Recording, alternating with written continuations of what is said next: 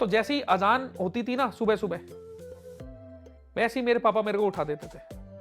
तो मजे मतलब मैं पूरे लेता था। मेरी बाइक यूज होती थी, किसी को अपनी बंदी लेके जानी है ये तो गलत कर रही है, क्यों किसी के बसे बसाए घर खराब करवा रही हो तो साला इंटरव्यू देने में मजा आ रहा है यार। चलो आगे पूछो। अरे भाई कौन बोल रहा है, मेरी किराने की दुकान है यार। मैंने 45 साल की लेडी से भाई डेडलिफ्ट लगवाई है। मुझे राहत दो, चाहत आप रख सकते हो। यार वो बाबा वाली कंट्रोवर्सी थी, उसके बाद से सब होता ही निकल गया। रैंडम लड़की आके मेरे को डिसिप्लिन सिखाएगी। हम हिंदू हैं, वो मुस्लिम है, तो वो एक होते तो वो बहुत प्यारा फील आता है। फैजू की उस टाइम पहली प्रायोरिटी कटारिया, मैं तो किसी की पहली प्रायोरिटी भी नहीं था। तो सिंपल है, आप किरदार में रहो, हम कुदरती रहिए।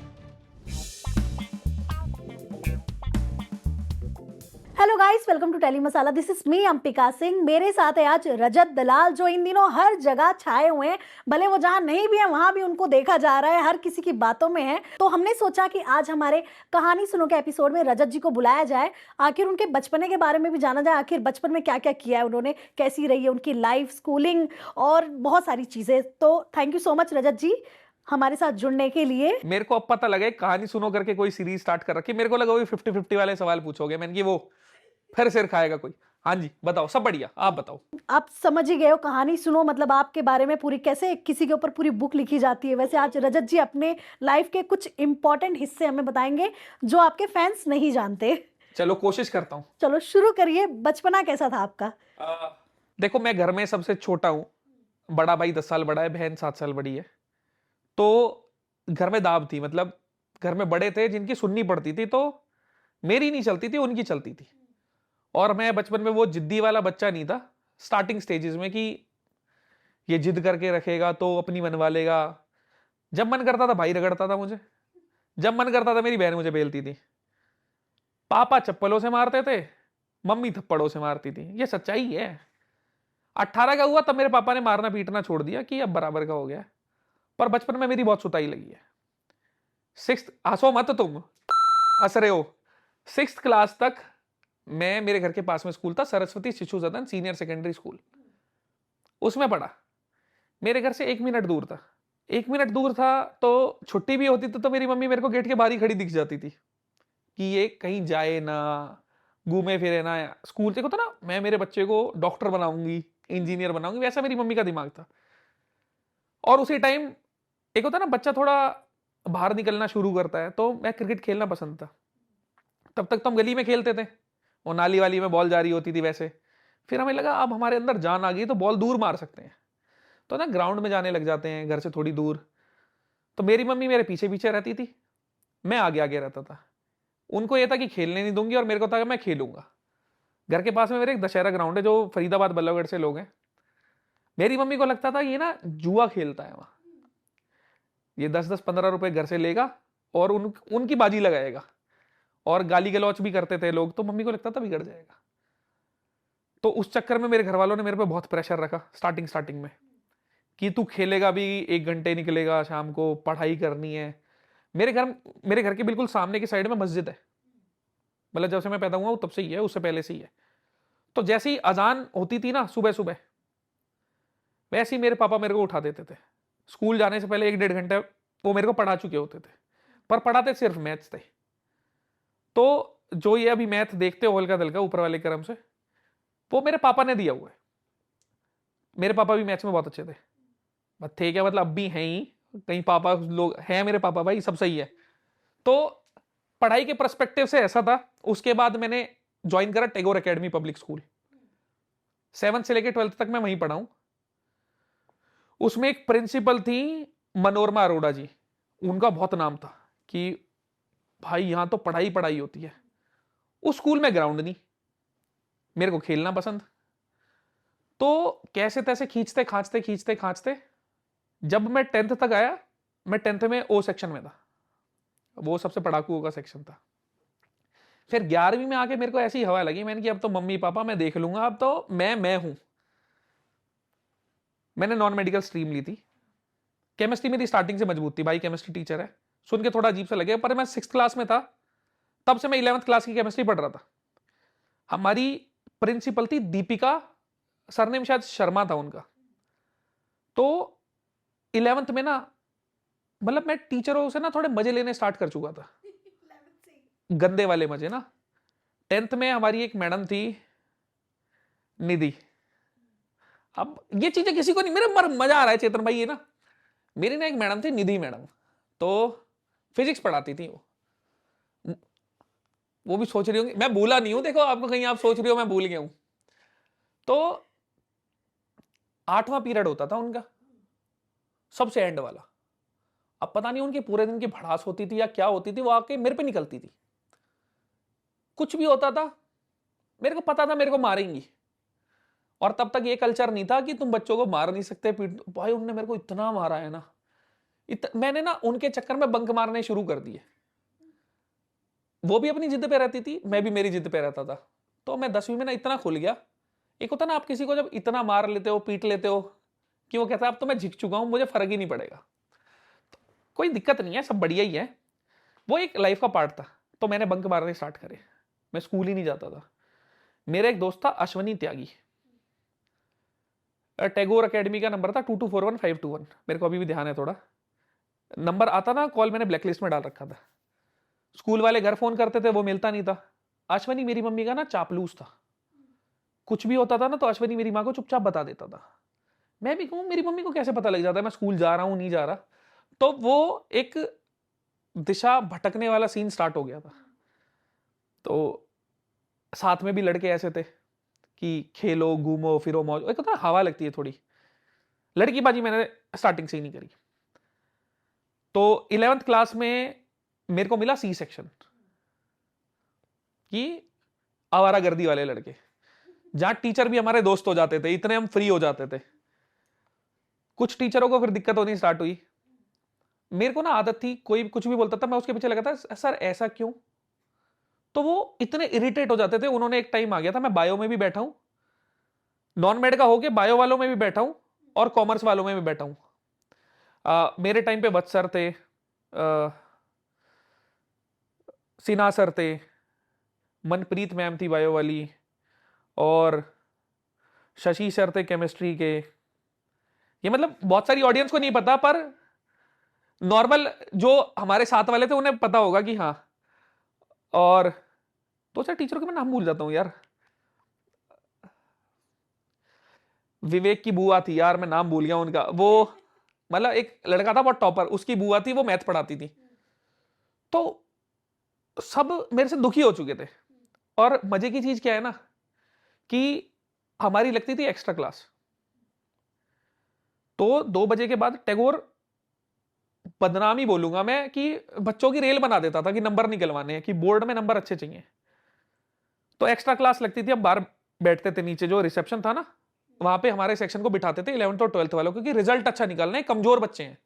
और असल में मैं पढ़ाई की कमजोरी के चक्कर में सी में नहीं था, मैं मेरी हरकतों की वजह से सी में था। तो वहां पे जब वो दीपिका मैम थी ना, तो उन्होंने एनसीईआरटी सॉल्व करने का बोला। केमिस्ट्री का उस टाइम एक्स्ट्रा क्लास थी, 2 घंटे का टाइम था, मैंने 20-25 मिनट में सारा सॉल्व करके दे दिया। तो उन्हें लगा ये घर से करके आया कुछ, क्या कोई चक्कर है। तो मैंने उनको बोला पूरी किताब में से आप कहीं से भी मेरे से कुछ भी पूछ लो। और ये स्टार्टिंग स्टेज थी, पहला दूसरा चैप्टर, मुझे मोल कंसेप्ट वगैरह चल रहा था उस टाइम, तो मेरे को सारा सारा आता था, मैंने पहले पढ़ रखा था। तो उन्हें फील हुआ कि हाँ ये थोड़ा कुछ अलग है। उस टाइम मनोरमा जी बन चुकी थी डायरेक्टर, और नाम नहीं पता पर सरनेम शेरावत था, वो प्रिंसिपल थी। तो उन्हें देखा भाई कुछ तो बेहतर कर रहा है ये। तो शेरावत मैडम ने, शेरावत या शेखावत, उनने बोला तेरे को पढ़ाता कौन था। तो मैंने बोला मेरा भाई टीचर है। उनने बोला अपने भाई को लेके आओ।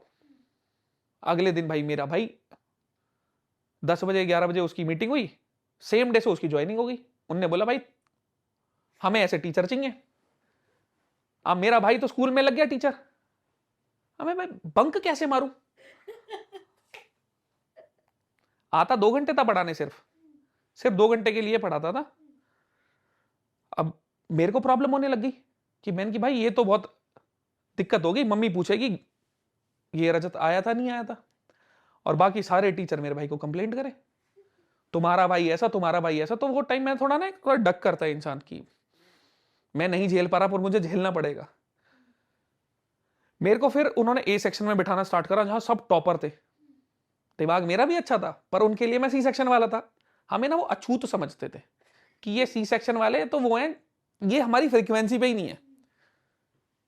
तो ए सेक्शन के बच्चों ने विद्रोह करना शुरू कर दिया, हम इसके साथ नहीं बैठेंगे, ये लड़का तो हमें खराब कर देगा। मैं ग्रिपर होते हैं ना, ग्रिपर, कितना मेरे को मजा आ रहा है इन चीजों के बारे में बात करते हुए ना। एक रजत सैनी लड़का होता था, अश्वनी, जो मैं बता रहा हूं ना मेरी मम्मी का चापलूस, वो भाई की तरह, आज भी भाई की तरह है। 8th क्लास से वो आज तक साथ है। वो ए सेक्शन में था, आईआईटी रुड़की में हो गया था उसका।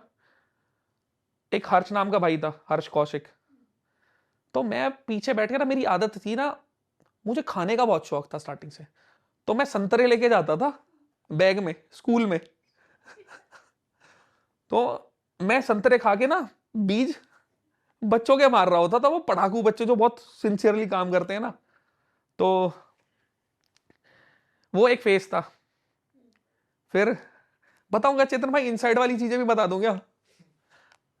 थोड़ा तो मतलब एक होता ना, आपके हाथ में फोन आता है और आप बातें बूते स्टार्ट करते हो लोगों से। तो एक दिन क्या हुआ, रजत सैनी था, रजत सैनी की तबीयत खराब हुई। और मैंने आपको बताया था ना, वो निधि मैडम, वो निधि मैडम ही हमारी क्लास ले रही थी फिजिक्स की, जो 10वीं क्लास में मेरी एकदम एंटी थी। रजत सैनी ने बोला यार मेरी तबीयत खराब हो रही है, मैं फोन लेके जाता था। मैं 2012-13 के टाइम पे बैग में फोन रखता था अपने साथ में किसी को पता नहीं रहता था ना। तो गिनती के लोग थे जिन्हें पता होता था कि रजत फोन लेके आया है। तो उसने बोला यार मेरी बहन को ना मैसेज कर दे कि रजत की तबीयत खराब हो रही है, लेने आ जाएगी कुछ भी करके। मैंने उसकी बहन को मैसेज कर दिया, 3 सेक्टर में ही वो रहता था, 3 सेक्टर में स्कूल। उसकी बहन आई फटाफट, और आके पता है उसकी बहन क्या बोलती, वो रजत दलाल ने मैसेज करा है, रजत सैनी की ना तबीयत खराब है दीदी। अब उसने तो आके रिसेप्शन पे बोल दिया, फोन मेरे बैग में, मैं तैयार नहीं। एकदम से प्रेम सर आए, पीटीआई थे, कार्लोस जिम है उनकी यहाँ नहर के पास। यार मेरे को सच में मजा आ रहा है यार इन बारे, मतलब मैंने कभी करी नहीं है बातें। तो आए, हाँ भाई बाहर जा रही है तेरी न्यूज। मैंने की क्या हो गया, बैग निकाला, मेरे पे था उस time wave wave wave 6, wave 2 था मेरे पास, वेव 2 फोन था, बढ़िया एकदम टच, रॉकेट स्पीड में टाइपिंग होती थी। अब था तो ठीक है। अब निधि मैडम, निधि खुश, ये अटक गया। निधि कह रही, और पता है उसमें ना मैंने लॉक नहीं लगा रखा था। एक होता ना, पहले एक होता था पजल के थोड़े से कटे कटे हिस्से होते थे, आप ऐसे स्वाइप करके पजल के हिस्से को पजल में लगाओगे, स्क्रीन खुल जाती थी। भाई उनने मेरा खोल लिया। अब वो देखे भाई, देखो 11th-12th में तो हर कोई बात करता है, मैंने मेडिकल वाली लड़कियों को मैसेज कर रखे। नाम नहीं लूंगा भाई, लड़कियों के नाम नहीं लूंगा। कह रही मैसेज तो कर रखे हैं पर ये लाइन से सबको क्यों कर रखे हैं? मैंने की अब मैं क्या बोलूं, मैं शर्म के मारे मैंने की यार ये तो। और हमें तब बात करनी भी नहीं आती थी, रात के 2-2 3-3 बजे के मैसेज, बंदी बंदी कोई नहीं थी मेरी। एक होता ना तुम सबके साथ मस्ती। अरे मतलब यार नॉर्मली आप फेसबुक, इंस्टाग्राम, व्हाट्सएप वगैरह स्टार्ट करते हो, उस टाइम तो मैं इंस्टाग्राम यूज नहीं करता था। और उस टाइम ना ये डाटा वाटा भी फ्री नहीं था, वो नॉर्मल वाले मैसेज होते थे ना, नॉर्मल मैसेज में। तो भाई 2 लड़कियों की मम्मी बुला ली, मेरी मम्मी बुला ली, शेखावत मैम के ऑफिस में हम बुला लिए कि ये बच्चे कहां से पढ़ेंगे, तो रात में बातें करते हैं। बातें नॉर्मल थी, पर रात में 2 बजे तुम्हारा बातें करने का तुक क्या है। जिसकी बातें हो रही थी थोड़े दिन पहले उसका मैसेज ही आया था, कुछ उसने रिसेंटली कुछ काम स्टार्ट करा था, तो उस बारे में। तो मतलब वो लोग आज भी टच में, अच्छे सेंस में। जो स्कूल वाले दोस्त हैं उन्हें पता है किसको बुलाया किसको नहीं बुलाया। तो भाई एक होता ना कि प्रिंसिपल ने बोला पैर छू के माफी मांगो अपनी मम्मी से कि तुम इनकी उम्मीदों पे खरे नहीं उतर। मैं कहूं मैं मेरी माँ से माफी मांगू किस लिए। तो वहां थोड़ी मेरी भी और मैम की भी क्लैश हो गया था। मैं क्यों झूकू, कुछ गलत मतलब। तो वो चीज मेरी स्टार्टिंग से हमेशा रही है कि दाबने दूबने का कभी रहा ही नहीं है। तो उसके बाद से मैं थोड़ा हिट लिस्ट में आ गया, रैंडमली मेरे बैग चेक होते थे, कहीं भी कुछ भी। मैं जाता था साइकिल पे 10th क्लास तक, मेरे पे थी डीटीबी साइकिल आती। उससे पहले मेरे पास स्कर्ट शॉक्स थी, वो ना ऐसे में उछलता उछलता जाता था। तो मेरे को लगा यार 11वीं क्लास में जब मैं आया, मेरे साथ के लड़के बाइक पे आ रहे थे, मैंने यार मैं साइकिल पे जाऊंगा यार, अच्छा नहीं लगा। फिर मैंने पैदल जाना स्टार्ट कर दिया। तो 12th तक मैं पैदल गया था, 12th के मिड तक। फिर मेरे को मिली स्प्लेंडर H429Z8928। तो मैं स्प्लेंडर पे जाने लग गया। 50 रुपये 60 रुपये मिलते थे और स्प्लेंडर की एवरेज बढ़िया। उस टाइम भाई शायद स्कूल में नहीं था, उसने कहीं दूसरी साइड शिफ्ट कर लिया था। तो मैं एकदम फ्री कि भाई अब तो पूरी मौज काटेंगे, देखी जाएगी। जनरल कैटेगरी से मैं हूं, तो एडमिशन के टाइम भाई नंबर भी पूरे चाहिए। ये चीज खैर गलत है कि पढ़ाई के टाइम ये सब चीजें होती है, पर कोई नहीं, वो सरकार देखेगी। तो हम 50-60 रुपए का तेल भरवाते थे। मैं, एक लड़का था अमित रावत, भाई सॉरी यार, मुझे आज तक दुख होता है कि मैं, चेतन भाई तुम्हें बीच बीच में इन्वॉल्व कर रहा हूं, तुम रो मत, ताकि तुम्हें इसे बता रहा हूं, तुम फोकस मेरे पे रखो भाई, मेरे पे फोकस जरूरी है तुम्हारा। उस बंदे को मैंने पूरी 11वीं बंक मरवाए एंड में, पूरी 11वीं। और भाई मैं तो पढ़ के पास हो गया, वो भाई फेल हो गया, उसको स्कूल से निकाल दिया। तो मेरे को आज तक वो दुख होता है कि मैं तो साला पास हो गया, पर मैंने कभी गलत नहीं सोचा। उसकी मतलब आंटी ने मेरी बहुत बैंड बजाई। मतलब मैं कभी मेरे घर के पास में रहता था, तो जब भी जाता था ना, तो एक मेरे को ऐसी निगाहों से देखा जाता था कि इसके चक्कर में हमारा लड़का फेल हो गया। मैं, अमित रावत, चंद्रेश, हम बंक की बंक मारते थे। चंद्रेश डीएवी से था, तो हम 50-50 रुपए इकट्ठा करते थे, कभी 100 हो जाते थे ना। तो हमारा सिस्टम था, देखो एक क्या था, मेरे घर के पास में भूदत सिंह कॉलोनी है, वहां पे एक गेम वाले की दुकान है, वीडियो गेम टेकन 3। हम 10 रुपए के सिक्के लेते थे। सुबह 8 बजे का स्कूल होता था ना, फोकस नहीं कर रहे तुम मेरे पे, तुम्हें भी नहीं पता है स्टोरी इसलिए सुना रहा हूं। 8 बजे का स्कूल होता था, मूवी लगती थी 10 साढ़े 10 बजे, मूवी मूवी मूवी मूवी ना। तो मैंने कि 2 घंटे निकालने कहीं जहां लोगों की नजरों में ना आए। तो हम गेम की दुकान पे पर्दा लगा के अंदर गेम खेलते थे, 10 रुपए के सिक्के लेके। जब तक खेला जा रहा है, वहीं पेटीज मिलती थी, खाई, मस्त मजे। तो 20-25 रुपए में 2 घंटे निकल गए। फिर हम बाइक पे तीनों भाई निकल जाते थे मूवी। टाई उतारने के बाद, शर्ट नीचे खोलने के बाद पता नहीं लगता था कौन से स्कूल के, व्हाइट शर्ट ब्लू पैंट।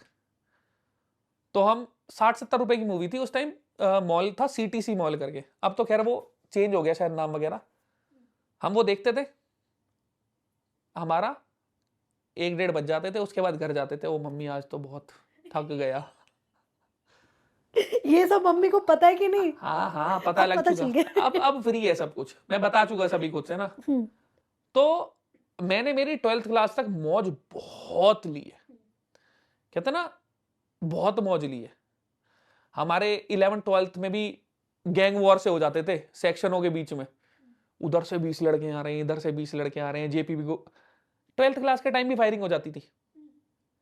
और नाम नहीं बोलूंगा लड़के का, मैं और मेरा दोस्त था अमन वर्मा, उस लड़के ने फायरिंग करी, मतलब उसको मारने पीटने आगे कई सारे लोग, उसने फायरिंग करी। मेरी ना बाइक चलाने की कुदरती रूप से तेज आदत है, पता नहीं कहां से ऐसे मौकों में ना मैं आगे आ जाता हूं। मैंने कि भाई बैठो।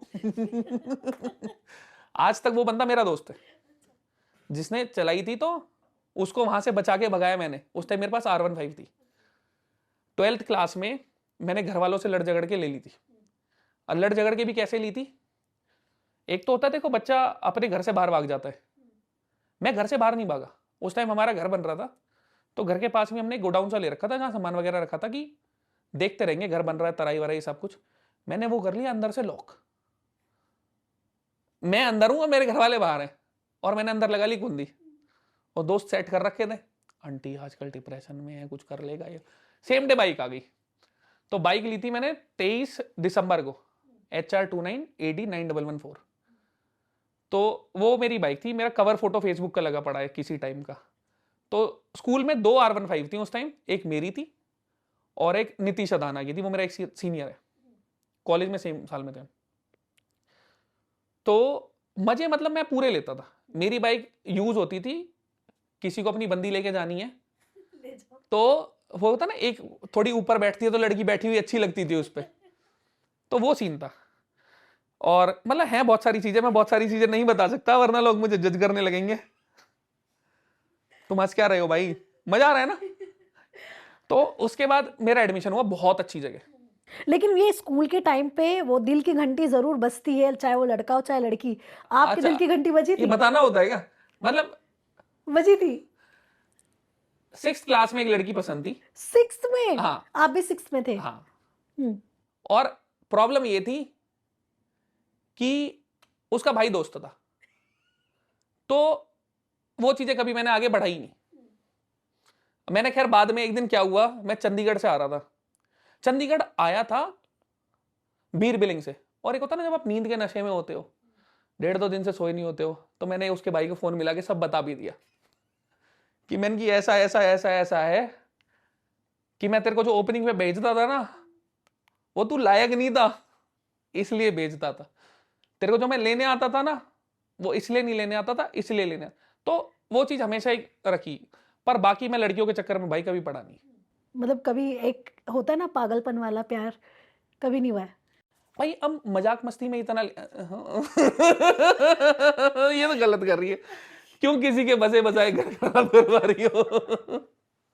यार ये तो मैंने कभी इंटरव्यू में सोचा भी नहीं था मैं कभी किसी को बताऊंगा। हाँ मतलब होता है यार, हाँ हाँ वो उसी के साथ था। हाँ अच्छा, आपने, आपके हिसाब से क्या लगता है आपने सबसे ज्यादा पागलपंती क्या की है? मैंने पागलपंती क्या करी है किसी किसी के लिए? हाँ, मतलब प्यार जिससे नहीं किया नहीं, आपने। पागलपंती कभी नहीं करी, मैं हमेशा सेंसेस में रहता था। और कभी ऐसा हुआ है, क्योंकि स्कूल के टाइम पे देखा मेरे को जाता है। एफर्ट करने बहुत पसंद है, हाँ। मतलब लड़की के लिए या घर वालों, मतलब जिंदगी में ही एफर्ट करने पसंद है कुदरती रूप से जो होता है ना, तो वो मजा आता है मेरे को। साला इंटरव्यू देने में मजा आ रहा है यार, चलो आगे पूछो। सबसे गंदा पिटाई आपका कब हुआ है?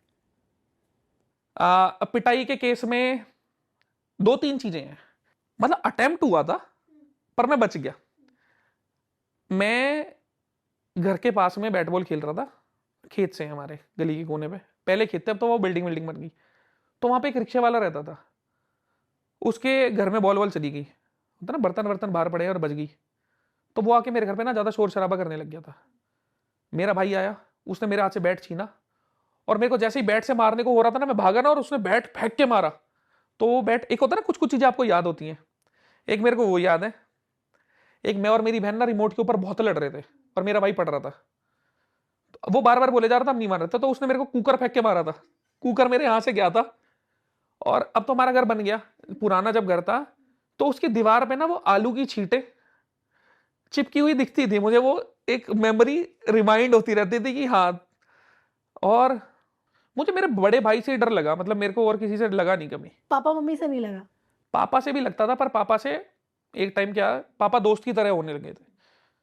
मेरे पापा 6th क्लास से बाहर हैं, जाट कॉलेज में थे, फिर वाईएमसीए से पास आउट हुए हैं, जो बीटेक वगैरह उन्होंने करी है, तो उन्हें पता है कि बच्चे को किस हिसाब से अपने दम पे खड़ा करना है। तो मतलब मेरे को, हाँ मेरे भाई से, अब खैर भाई भी अपने भाई की तरह ही है, पर अगर कभी डर लगा है ना, डर डर वाला डर, तो मेरे को मेरे बड़े भाई से लगा था। अच्छा, कई जगह मैंने ये भी पढ़ा है कि आपकी किराने की दुकान थी। अरे भाई कौन बोल रहा है मेरी किराने की दुकान है यार, मैंने भी देखी थी एक जगह, मेरी कोई किराने की दुकान नहीं थी भाई। मेरे पापा जॉब करते थे, मतलब अब तो होता ना टाइम के बाद आप छोड़ देते हो, क्या कहते हो उसे, रिटायर हो गए। हाँ, मम्मी घर पे रहती थी, भाई टीचर बहन टीचर, तो किराने की दुकान कौन संभालता था? साला मैं बैठता था किराने में, कितने चावल लेने कितने आलू लेने, ऐसा कुछ नहीं था। वो जो भी है वो बस किसी ने बना दिया एक मेरे साथ इमोशनल एंगल जोड़ने के लिए। अच्छा, कभी लाइफ में ऐसा हुआ कि मतलब फाइनेंशियली फैमिली को कुछ भी, कहते हैं ना एक बच्चा होता है कि तुरंत जो उंगली दिखाता है ले लेता है, एक होता है कि बहुत सोच समझ के लेनी पड़ती है चीजें, कभी ये लाइफ में देखो आपके? मैं बताता हूँ चीज, 2016 मेरी जिंदगी में कुछ हुआ था, चीजें बहुत सारी थी, वो मैं डिस्क्लोज नहीं करूंगा क्या थी, पर उससे पहले ना मैं बहुत अलग था। अब जैसे मैंने बताया ना, मैंने बाइक जबरदस्ती ले ली या 4 चीजें, तो मैं कर देता था चीजें कि फोन लेना है पापा ये वो, और मेरे घर वाले करा भी देते थे। 2016 के बाद थोड़ी जिम्मेवारी महसूस होने लगी, उसके बाद से वो चीज बिल्कुल जीरो हो गई। ना मैंने कभी जिद करी, ना मैंने मेरे घर वालों से पैसे लिए, ना कुछ, उसके बाद सब नॉर्मल चला। तो फाइनेंशियल वाली चीजें ऊपर नीचे सबकी लाइफ में होती है, हर परिवार में होती हैं, पर ऊपर वाले के कर्म से चीजें ऐसी थी कि उस टाइम हम मजबूत रहे हमेशा। तो ये चीज नहीं हुई कि हाँ मैंने ये करा है वो करा है, वो जो भी टाइम था जो खराब था उसने मेरे को बेहतर बनाया। अच्छा, ये नॉर्मल वाली ज़िंदगी तो आप जी रहे थे। आपकी लाइफ में वो कहते हैं ना टक से वाला मोमेंट कब आया कि आपको फ़ील हुआ कि हाँ, मैं तो लोगों के बीच भी अब मतलब लोग मुझे जानने लगे?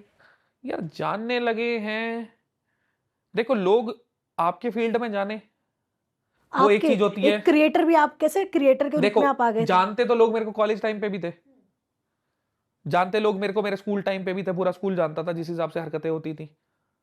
वो जानना अलग है, एक होता है कि जिन लोगों को आप नहीं जानते करेक्ट। या आपके सर्कल के नहीं है वो जब जानने लग जाएं, वो मेरे हिसाब से यार वो बाबा वाली कंट्रोवर्सी थी, उसके बाद से सब होता ही निकल गया। तो वो एक दौर था, मतलब मेरे को कभी ऐसा नहीं हुआ कि एक पर्टिकुलर टाइम पे ये चीज रियलाइज हुई हो। वो चीज फ्लो में इतनी ज्यादा थी कि मैं मेंटली 4 चीजों में इतना ऑक्यूपाइड था कि पता नहीं लगा कब कब में ये सब चीजें होगी। अच्छा, ये जो गुस्सा है आपका, मतलब अब तो खैर बहुत कम हो गया वो पहले से, बट ये किससे आपको मिला है? पापा से, मम्मी से? किसका गुस्सा है आपके अंदर? पापा की तरफ से ही। मेरी मम्मी भी दिल्ली से कबड्डी खेलती थी, अगर ज्यादा लोगों को ना पता हो तो। वो एग्रेसिवनेस है शुरू से है। मम्मी भी मेरे को बहुत मारती थी, वो विद द टाइम उन्होंने छोड़ दिया। तो मम्मी पापा दोनों से एक तरह से कह सकते हो, पीछे से चेन आर्मी से है। तो मेरे पापा की जब शादी हो गई थी ना, मतलब मम्मी बताती है ये चीज कि उसके बाद भी तेरे दादा तेरे पापा को बेल्ट मार देते थे अगर मारनी होती थी। तो मतलब घर में बड़ों का इतना दबदबा स्टार्टिंग से रहा है और गुस्सैल रहे ही हैं। और अच्छा, ये जो कल्चर होता है एक हमारे यहाँ भी होता है कि मतलब एक जो बड़े होते हैं ना उनका दबदबा बना ही रहता है, लेकिन अब ये जो मॉडर्न कल्चर आ रहा है इसकी वजह से क्या लगता है रजत आपको कि मतलब लोगों की जो कहते हैं ना थिंकिंग कितनी चेंज हो गई है, लोग इज्जत करना छोड़ दिए अपने बड़ों की? देखो सबके अपने अपने राय हो सकती है इसमें। मैं अगर एक घर का सदस्य हूं और आने वाले टाइम में एक मुखिया बनूंगा कि मेरे नीचे मेरा बेटा होगा, किसी का मैं दादा भी होगा, पर तो मेरे पार्ट पे मैं ये चीज हमेशा ध्यान रखूंगा कि घर में और घर के बाहर बड़ों की इज्जत रहे। आज की तारीख में भी मेरे चाचा ताऊ उनके बेटे जो मेरे से बड़े हैं वो कुछ भी बोलेंगे, मैं उल्टा नहीं बोल सकता। मतलब वो बचपन से जब एक चीज इनकोड करा दी जाती है ना, तो वो चीज फीड हो जाती है दिमाग में कि नहीं बोल सकता। कभी कभार मेरे मेरे घर वालों के विचारों में क्लैश होता है। विचार ना मिलना एक चीज है और बेइज्जती करना उल्टा बोलना वो एक अलग चीज है।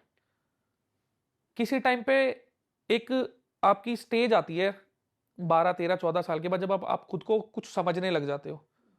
तो मेरा इतना मानना है कि उस दौरान थोड़ा घर वाले या कोशिश करें कि बच्चा इन चीजों पे ना जाए कि वो खुद को कुछ समझने के चक्कर में घर वालों को उल्टा बोलना स्टार्ट करे, क्योंकि रियलाइज होते होते बहुत टाइम हो जाता है और जब तक टाइम आता है तो बहुत सारे लोगों के लिए बहुत लेट हो जाता है।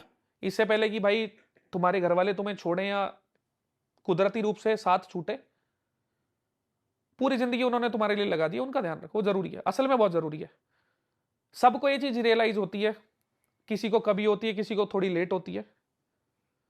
जितना टाइम सो जाए उतना बेहतर है। तो ये भी बताइए रजत जी, कई बार होता है कि ना चाहते हुए भी आप कई लीगल लफड़ों में फंस जाते हो, लेकिन उसमें चलो मेंटली भी इंसान जाता है। आपका काम कितना सारा रुक गया होगा, पैसे जो लगे वो अलग से, क्योंकि एडवोकेट की फीस तो आपको पता ही है अब बहुत देखो सारी हो जाती खर्चा है। होना दिक्कत नहीं है, ये बिना बात के खर्चे दुखते हैं। जब तुम किसी एक इंसान को मैसेज करते हो ना, भाई मैं यहाँ फंस गया हूँ, देखो कुछ करो, आ जाओ किसी को लेके, और रात में वो 1:30 बजे लेके आता है वकील सीधे सुप्रीम कोर्ट का। देखो मैं नहीं कह सकता कि जरूरत नहीं थी, जरूरत थी, पर चेतन भाई मेरी उस टाइम जेब इतनी मजबूत नहीं थी। तो मतलब पर डे भी मल्टीपल 6 में था उस टाइम। लेकिन उनका मूव पसंद आया आपको चेतन जी का कि मतलब छोटे छोटे प्यादे लाने से बेटर वो किंग ला के रख दिए? जैस्मीन डमकेवाला जी ने मेरा केस लड़ा था, नाम भी बता देता हूं अगर किसी को पूछना हो, और बहुत अच्छी वकील है। तो उन्होंने बहुत साथ दिया, और एक वकील से ज्यादा बढ़ के वो उस टाइम हमारे साथ थी। उस टाइम भी साथ थी। कभी कुत्ते बहुत पसंद है उनको ना, तो कभी कुत्तों के रिलेटेड कोई चीज होती है तो मैं हेल्प सीख कर लेता हूं। अगर कुछ डिस्कस करना हो, कुछ बोलना हो, कुछ लीगल कुछ करना हो, तो एक अच्छा इंसान भी मेरे को वहां के थ्रू मिला। दिव्यम नाम से एक भाई था, वो और वो दोनों साथ में आए थे। बट वो जो टाइम चल रहा था आपकी लाइफ में, सबसे ज्यादा बुरा क्या लग रहा था आपको? देखो मैं एक मजे की चीज बताता हूँ, क्या है ना, वो टाइम चाहे खराब था, पर वो टाइम ना मेरी जिंदगी का सबसे प्यारा टाइम था। वो चीज मैं बोल सकता हूं क्योंकि मैंने ये महसूस करा है, जो मेरी जिंदगी बदली है ना, जो मैंने खुद के बारे में चीजें सीखी हैं, या मैंने इतना महसूस करा है कि इतनी चीजें खराब हो जाएंगी फिर भी मैं नहीं हिलूंगा, तो वो खुद के लिए बहुत बेहतर हुआ। टाइम से वो चीज हो गई तो मैं जिंदगी भर के लिए मजबूत हो गया। वही चीज अगर 40-45 में होती, मेरे बीवी बच्चे होते, सब चीजें होती, सब बिखर जाता। तो वो ऊपर वाले ने बस सिखाने के लिए एक छोटी सी चीज मेरी जिंदगी में डाली थी।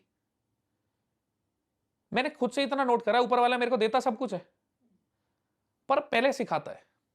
कभी भी कुछ भी हुआ है ना, चाहे मेरा पावर लिफ्टिंग का हो, मेरे चोटें लगी हैं, कुछ भी हो, अभी ये शो में भी पहले दिन लग गई, कुछ जितनी भी चीजें थी, कि पहले मेरे को तिरस्कार सहना पड़ता है,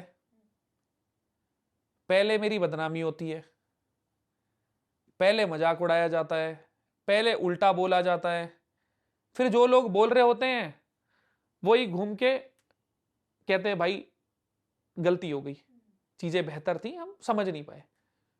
तो वो मेरे साथ मेरी लाइफ में चलता ही रहता है कि पहले ऊपर वाला सिखाता है, फिर देता है।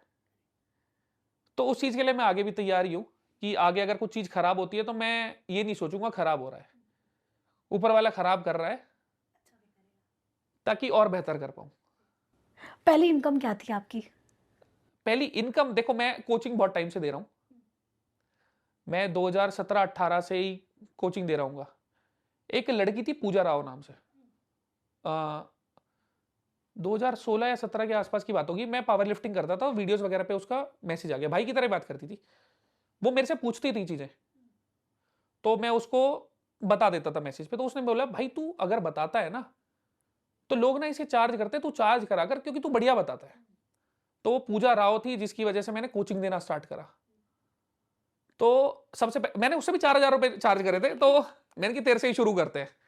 तो इनकम वाइज ये बोल सकते हो, उससे पहले इनकम तो नहीं हो सकती। मैं मैच खेलता था पैसे लगा लगा के, वो तो वैसे सट्टे था। वाले नहीं, खेल के खेलने वाले, वो हाँ हाँ हाँ। बुकी वुकी वाले नहीं। इनकम, मतलब मेहनत की कमाई आपकी 4,000 थी पहली? हाँ ये कह सकते हो कि कोचिंग से, वो पूजा राव को जो मैंने कोचिंग देनी स्टार्ट करी थी वो 4,000 थे। उसके बाद लालच बढ़ी थी वो 4,000 हाथ में आने के बाद? नहीं ऐसा कुछ नहीं था, पैसा आता है तो देखो, उस टाइम फ्रेम एक एथलीट के तौर पे था दिमाग का, तो मेरे को सिर्फ मेरी परफॉर्मेंस दिखती थी, पैसा इतना कभी ध्यान में आया ही नहीं है।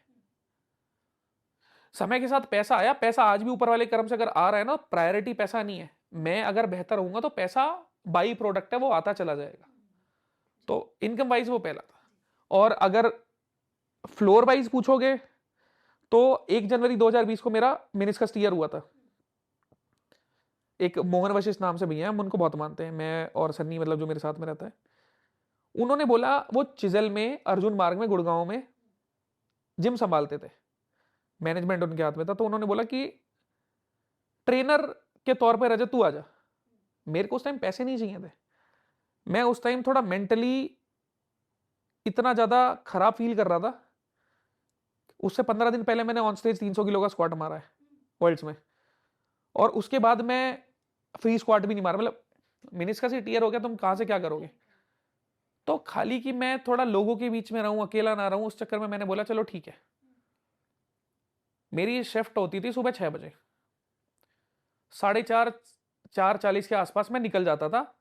जनवरी की बात बता रहा हूँ, जो फरीदाबाद से गुड़गांव जानते होंगे, वो कोहरा होता है।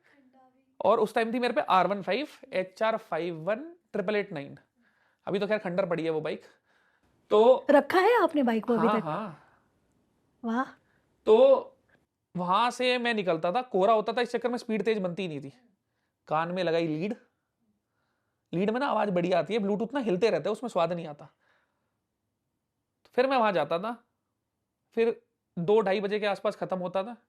या तो मैं वहां से आके ट्रेन करता था एनी टाइम फिटनेस सेक्टर 16, या वहीं ट्रेन करके आता था। तो वो मैंने खाली इसलिए ज्वाइन करी थी कि ताकि एक होता ना, तुम मेंटली भाई लोगों के बीच में रहोगे चार। और सच में मैंने भाई वहां एक चीज फील करी कि कुछ लोग अपने आप को बहुत बड़ा समझते हैं, जस्ट बिकॉज लाइफ में वो मजबूत पोजीशन पे हैं, तो किसी भी ट्रेनर को आके बोलते हैं 5 किलो का डंबल दे, वीडियो बना दे, ये कर दे वो। तो मेरे को वो चीज़ बहुत पर्सनली फील हुई कि ये असल में गलत है। आपके साथ भी हुआ? हाँ, मेरे को भी कोई भी आके, मैं करता नहीं था, पर भाई तुम अपने घर में करो ये सब चीज़ें, मैं मजबूरी में नहीं कर रहा। पर कुछ लोग जो मजबूरी में अगर कहीं काम कर रहे हैं अपनी घर की स्थिति मजबूत करने के लिए, वो मजबूर होते हैं क्योंकि उनके पीछे जिम्मेवारी है, इसलिए वो कुछ बोल नहीं पाते। जितने भी भाई देख रहे हो, अगर तुम कमर्शियल जिम में जाते हो, चाहे वहाँ के केयर टेकर हो, चाहे ट्रेनर हो, चाहे उनको कुछ आता हो, चाहे कुछ ना आता हो, वो भी अपना घर चलाने के लिए भाई वहाँ आते हैं। उन्हें कोई शौक नहीं है कि रैंडमली कोई आदमी आके उनको बोले तेरे को ये नहीं पता, तेरे को वो नहीं पता, तू खुद मोटा है, तू खुद पतला है। इज्जत करोगे तो इज्जत मिलेगी, और एक टाइम के बाद तुम महसूस करोगे कि जितना तुम आसपास के लोगों के साथ अच्छे से रहोगे, जिंदगी बेहतर होती है। तो ट्रेनरों की थोड़ी इज्जत करनी स्टार्ट करो। वो भी अपना घर चलाने के लिए आते हैं और मेहनत ही कर रहे होते, बैठे नहीं होते। 8 घंटे फ्लोर पे खड़ा होना मजाक नहीं होता। खुद से वो चीज फील करिए, इसलिए बता रहा हूँ, खड़े खड़े कमर दुख जाती है। ग्लूट इंगेजमेंट लेना छोड़ देते हैं कि खुद की ट्रेनिंग नहीं होती। तो वो चीज मैंने फील करी। उसके लिए मेरे को मिलते थे 12,000 रुपए। इवन दो मैंने सेशन इतने ज्यादा बेच दिए थे कि वो मायने नहीं रखते थे। मैंने 45 साल की लेडी से भाई डेडलिफ्ट लगवाई है, तो मुझे क्या समझ रहे हो। एक थी, मेरे को नाम याद नहीं है, फोन में तो नाम होगा उनका कहीं ना कहीं। बहुत बहुत बहुत मजबूत ट्रेनिंग करती थी। वो 45 साल की थी और वो स्क्वाट बेंच डेड करती थी। उन्होंने मेरे को खाली ज्वाइन ही स्क्वाट बेंच डेड करने के चक्कर में करा। उसके बाद ना मुझे थोड़ा फील हुआ कि मेरे को वहां ना वाइब अच्छी नहीं फील हो रही थी। जब पैसा पैसा पैसा पैसा पैसा करा जा रहा था ना, मतलब मैनेजमेंट तो हमेशा ये चीज देखेगा ना कि कितना पैसा कमा रहे हो अगर कमर्शियल जिम में। तो मेरे को वो चीज समझ नहीं आ रही थी। तो एक लड़की थी, नाम क्या था, संभालती थी वो मतलब उस टाइम जिम को। तो उन्होंने मेरे को मैसेज कर दिया था, ये कोई तरीका होता है क्या रजत, तुम में बिल्कुल डिसिप्लिन नहीं है, 15-20 मिनट लेना। मैंने तू अपनी नौकरी रख अपने घर में, मोहन भैया से मैं खुद बात कर लूंगा, कर दी हो कहीं और। सारा छोड़ दिया मैंने। आज तक ऑन रिकॉर्ड बोल रहा हूँ, मैंने वो सैलरी भी नहीं उठाई। मैंने वो सैलरी भी नहीं उठाई। मैंने कम से कम 2.5-3 लाख रुपए के सेशन बेच दिए थे लगभग 20-25 दिन में। उनका भी 1 भी रुपया नहीं लिया मैंने कि तुम रखो। खाली इतनी सी बात पे वो मेरे, एक रैंडम लड़की आके मेरे को डिसिप्लिन सिखाएगी। तू है कौन भाई? मैं साला मजबूरी में काम नहीं कर रहा है यहाँ। तुम जो चीज सिखा रहे हो, पढ़ा रहे हो, मैं उसमें पीएचडी करके बैठा हूँ एक तरह से प्रैक्टिकल में। तो तू अपनी अकड़ भाई अपनी जगह रख, तुम उन पे हुकूमत चलाओ जो बेचारे मजबूर है। मैं मजबूर था ही नहीं। उसके बाद मैसेज आते रहे, आ जाओ ये कर लो। मैंने कि तुमने खो दिया ना। तो वो एक फेस था, वो मजेदार फेस था। अच्छा, पहले आप एकदम पतले दुबले थे, एकदम हाँ। कहते हैं एकदम पापड़ जैसे, लेकिन फिर बाद में ये बॉडी बिल्डर बनने का ये किसी ने सजेस्ट किया मैंने या किसी ने बॉडी शेमिंग की 28 नवंबर 2013 को ट्रेनिंग स्टार्ट करी थी, मेरे को पूरा याद है। क्यों किया था आपने? मतलब किसी करा के था, बोलने से? मतलब वो मेरी पर्सनल अपनी चीजें हैं। हम्म, वो मैं कभी जब बहुत बड़ा हो जाऊंगा तब शेयर करूंगा। मैं कुछ चीजें बात के लिए रखना चाहता हूँ। और पावर लिफ्टिंग की तरफ रुझान हुआ था मेरा 3 अगस्त 2016 को। तारीख के साथ बता रहा हूँ, कभी भी पूछ लेना, याद रहेगी। पहला कंपटीशन जो मैंने खेला था ना, वो मैं पावर लिफ्टिंग का खेलने नहीं गया था, फिटनेस का खेलने गया था। जब थोड़े दिन बाद कंपटीशन था ना दोबारा, तो मैं तैयारी फिटनेस मॉडलिंग की कर रहा था, पर जाके वहां पावर लिफ्टिंग खेला है। मैंने कि काबू नहीं हो रहा जो अंदर से उबल के आ रहा है ना। और उसमें मैंने 265 किलो की डेड मारी थी, जबकि मैं पावर लिफ्टिंग करता भी नहीं था। मतलब बिना प्रिपेयर हुए आपने हाँ। कर दिया। और वो भी तब थी जब बॉडी बिल्डर वगैरह ये पानी वानी छोड़ते हैं ना, सारा सब कुछ उस टाइम पे। तो मुकेश गहलोत जी मेरे को ट्रेन कराते थे उस टाइम। तो उन्होंने बोला तू पावर लिफ्टिंग में अच्छा कर सकता है, हम पावर लिफ्टिंग करते हैं। तो मेरी असल में इच्छा वो थी, पर एक होता ना, मैं गुरु की तरह देखता था उन्हें, अब भी देखता हूँ, बहुत बीच में हमारी चीजें ऊपर नीचे हुई थी चाहे। तो मैं उनसे कभी बोल नहीं पाता था कि एक होता ना कि तैयारी हम कर रहे हैं फिटनेस के हिसाब से, बॉडी बिल्डिंग के हिसाब से, और मैं बोलूँ मेरे को पावर लिफ्टिंग करनी है। मैं वहां पे जाता था हफ्ते में 10 दिन में कभी एक बार। तो उन्हें नहीं पता था ट्रेनिंग कैसी करता है। अब मैं 2 घंटे ट्रेवल करके जाऊंगा आऊंगा, तो हैवी तो वहां करूंगा नहीं, वहां नॉर्मल करके आ जाता था। कुछ पूछना होता था, गाइडेंस लेनी होती थी। जब उन्हें प्रॉपर पता लगा कि हाँ असल में ये वेट मूव कराता है बढ़िया, तब वो पावर लिफ्टिंग की जर्नी स्टार्ट हुई। इसके अलावा मुझे ये भी जानना है कि आपकी अपनी खुद की ज्यादा ही पूछ रहे हो। आपकी अपनी खुद की पर्सनल जिम है, करेक्ट? हाँ। लेकिन आपने कमर्शियल जिम में जाना कब छोड़ा और क्यों छोड़ा? देखो ऐसा क्या हुआ था? एनी टाइम फिटनेस में मैं ट्रेन करता था स्टार्टिंग से ही, 2016 के आसपास से। स्टील जिम में था उससे पहले मैं 17 सेक्टर में, फरीदाबाद में। वहाँ थोड़े ओनर वगैरह को प्रॉब्लम होने लगी। एक होता है ना कि कुछ लोग थोड़े ऐसे ईगोइस्टिक होते हैं कि कोई मजबूत होता दिखता है तो थोड़ी प्रॉब्लम होती है, उनसे ज़्यादा वेट मारता हुआ, उनसे ज़्यादा, तो इनसिक्योर कह सकते हो। और बाकी मैं वेट भी बहुत गंदी तरह से यूज़ करता था, तो नुकसान होता था। अब असल में क्या वजह थी मैं बोल नहीं सकता उस बारे में, वो इंसान ही जानता होगा। एनी टाइम फिटनेस में ना मैंने ट्रेनिंग स्टार्ट करी। मेरे को ध्यान नहीं कितना वेट था, 400 किलो के आसपास वेट था।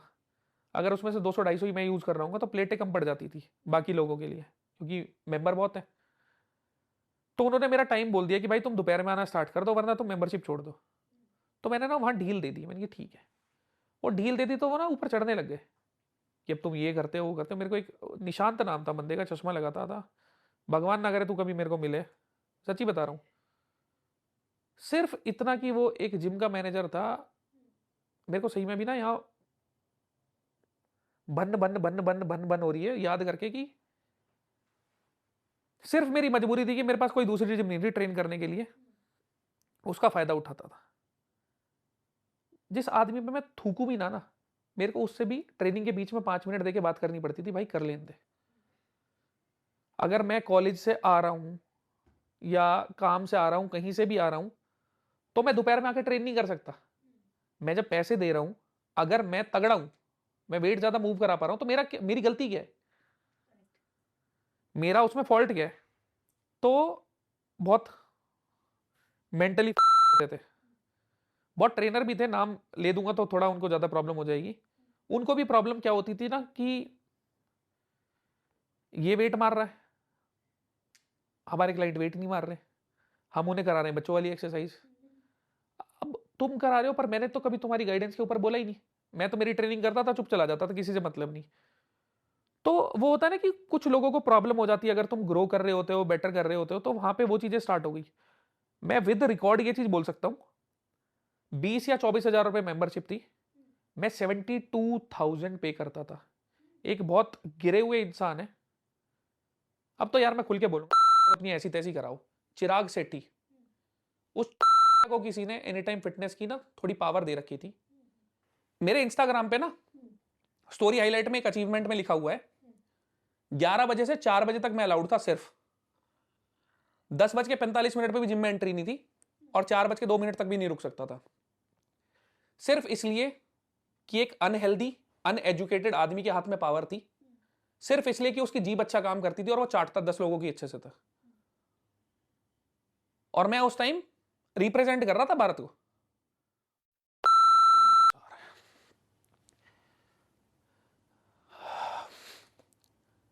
मेरी एंट्री बंद कराई फरीदाबाद से, लाजपत से। जीके में गया, वहां पुलिस बुला ली, सिर्फ इसलिए कि उसकी ईगो सेटिस्फाई करनी थी। अगर मैं मेरी ईगो सेटिस्फाई करने पे आया ना आज की तारीख में, इवन तो मैं करूंगा नहीं, सांस लेना भारी पड़ सकता है भाई तेरे को। और मां कसम ईमानदारी से बोल रहा हूं, जितनी जिमों में तू ओनर भी होगा ना, बाहर निकलना भारी पड़ सकता है, करवा लियो कहीं कंप्लेंट। पर मैं एक चीज बोल रहा हूं, जब मैं कमजोर था और तुम मजबूत थे, तब तुमने बहुत गर्मी दिखाई। हर महीने फीस पे करता था 4,000 रुपए, जबकि मेरे पास साल की मेंबरशिप थी 24,000 रुपए लेके। तो ये पड़ते हैं पूरे साल के 72,000 रुपए। 72,000 रुपए पे कर रहा हूं, कंट्री रिप्रेजेंट कर रहा हूं, तुम्हारा एनी टाइम फिटनेस मेरे थ्रू प्रमोट हो रहा है। उसके बावजूद मैं सिर्फ 5 घंटे अलाउड हूं, 19 घंटे जब जिम खुलती है उसमें। किस लिए? और तुम बोलते हो कि तुम फिटनेस को इंप्रूव करा रहे हो। अब मैं क्या बोलूं उसके बाद, है ना, जेलसी हो या कुछ हो, मुझे फर्क नहीं पड़ता उस चीज का। मैंने मेरी आखिरी तैयारी स्टार्ट करी थी, चित्र भाई 320 हमने कब मारी थी? दिसंबर में 2021 में मारी थी ना। हाँ, 2021 में मैंने आखिरी कंपटीशन कंपीट करा था रशिया में, जिसमें 320 की डेड मारी थी, मैंने सिल्वर मारा था। उस दौरान मैं साकेत में ट्रेन करता था। लाजपत में मेरी एंट्री बंद, फरीदाबाद से उठ गई थी, जीके में एंट्री बंद। हर रोज मेरी एंट्री, दिसंबर में मेरा कंपटीशन था, अगर सितंबर से भी मैंने जाना स्टार्ट करा होता, और रीजन बताता हूं कि मैं वहां जाता क्यों था। 2020 में लॉकडाउन हुआ, उसके बाद ना मैंने मेरे बेसमेंट में ट्रेनिंग स्टार्ट कर दी। बेसमेंट में जब ट्रेनिंग स्टार्ट कर दी ना, तो जब बरसात का टाइम आता है 2021 का, जून जुलाई के आसपास ना एमसीएफ वाले हमारी गली खोद गए पाइप वाइप डालने के लिए। मेरे घर में था बेसमेंट, तो पानी ने ना रास्ता बना लिया कहीं से। बरसात होती थी और बेसमेंट में पानी भरने लग जाता था, तो पानी इतना भर जाता था, बेसमेंट में भरता था, वो तो मोटर से निकाल देते थे। पर हमने मिट्टी डाली, सब ट्राई कर लिया, वो पानी नहीं रुक पाया। जो लोग मतलब मेरे को पुराने टाइम से देख रहे हैं, मेरी पुरानी वीडियोस देखोगे ना, अगस्त जुलाई 2021 के आसपास की, उसमें दिखेगा मैं पानी पानी में भी स्क्वाट मार रहा हूँ कई बार। जब ट्रेनिंग स्टार्ट होगी, पानी आना स्टार्ट हो गया, तो मैंने कहा यार ऐसे तो तैयारी होगी नहीं, मूड खराब होता है और अप्रोच सही है गई। तो मैं जाता था साकेत, बल्लभगढ़ चावला कॉलोनी से साकेत लगा लो। मेरे को इस टाइम बहुत अजीब सा फील हो रहा है, मतलब बहुत गंदा लग रहा है। तो मैं स्कूटी से जाता था, यामा की स्कूटी थी एक, रेज है जाने कौन सी पता नहीं। तो वो भी खाली इसलिए मेरे बाइक थी उस टाइम कि मेरे पैर ना ठंड के टाइम अंदर रहे। तो बाइक पे आप पैर बाहर रखोगे तो घुटनों पे हवा लगती है, तो ट्रेनिंग में दिक्कत आती थी। पूरा पैक वैक हो गए। कोई भी मेरी मतलब पुरानी वीडियो देखोगे ना डेड की या स्क्वाट की, तो उसमें मैं जिम में अकेला दिखूंगा। वो जिम में अकेला इसीलिए होता था क्योंकि अलाउड नहीं होता था दिन में। वो हर रोज मेरे को 500 रुपए लेते थे मेरे से, रोज का? हाँ मतलब जब भी मैं जाता था पर डे पास का। मेरे पास मेल है इस चीज की, अगर चाहिए हो मैं मेल दे सकता हूं एक एक दिन की। तो विनय सांगवान भाई साहब संभालते थे जिम। एक तरह से तो अच्छी चीज भी थी कि उन्होंने मेरे को अलाउड करा था, और दूसरी चीज ये भी थी कि फायदा भी उठाया गया। तो मैंने वहां पे अपनी पूरी तैयारी निकाली। तो मैं, एक छोटी सी चीज है कि जिन लोगों ने मेरे को दबाने की सोची या अपनी पावर का मजा लिया, मैं उन्हें ऊपर से नीचे तक 10 बार नंगा करवा सकता हूं आज की तारीख में।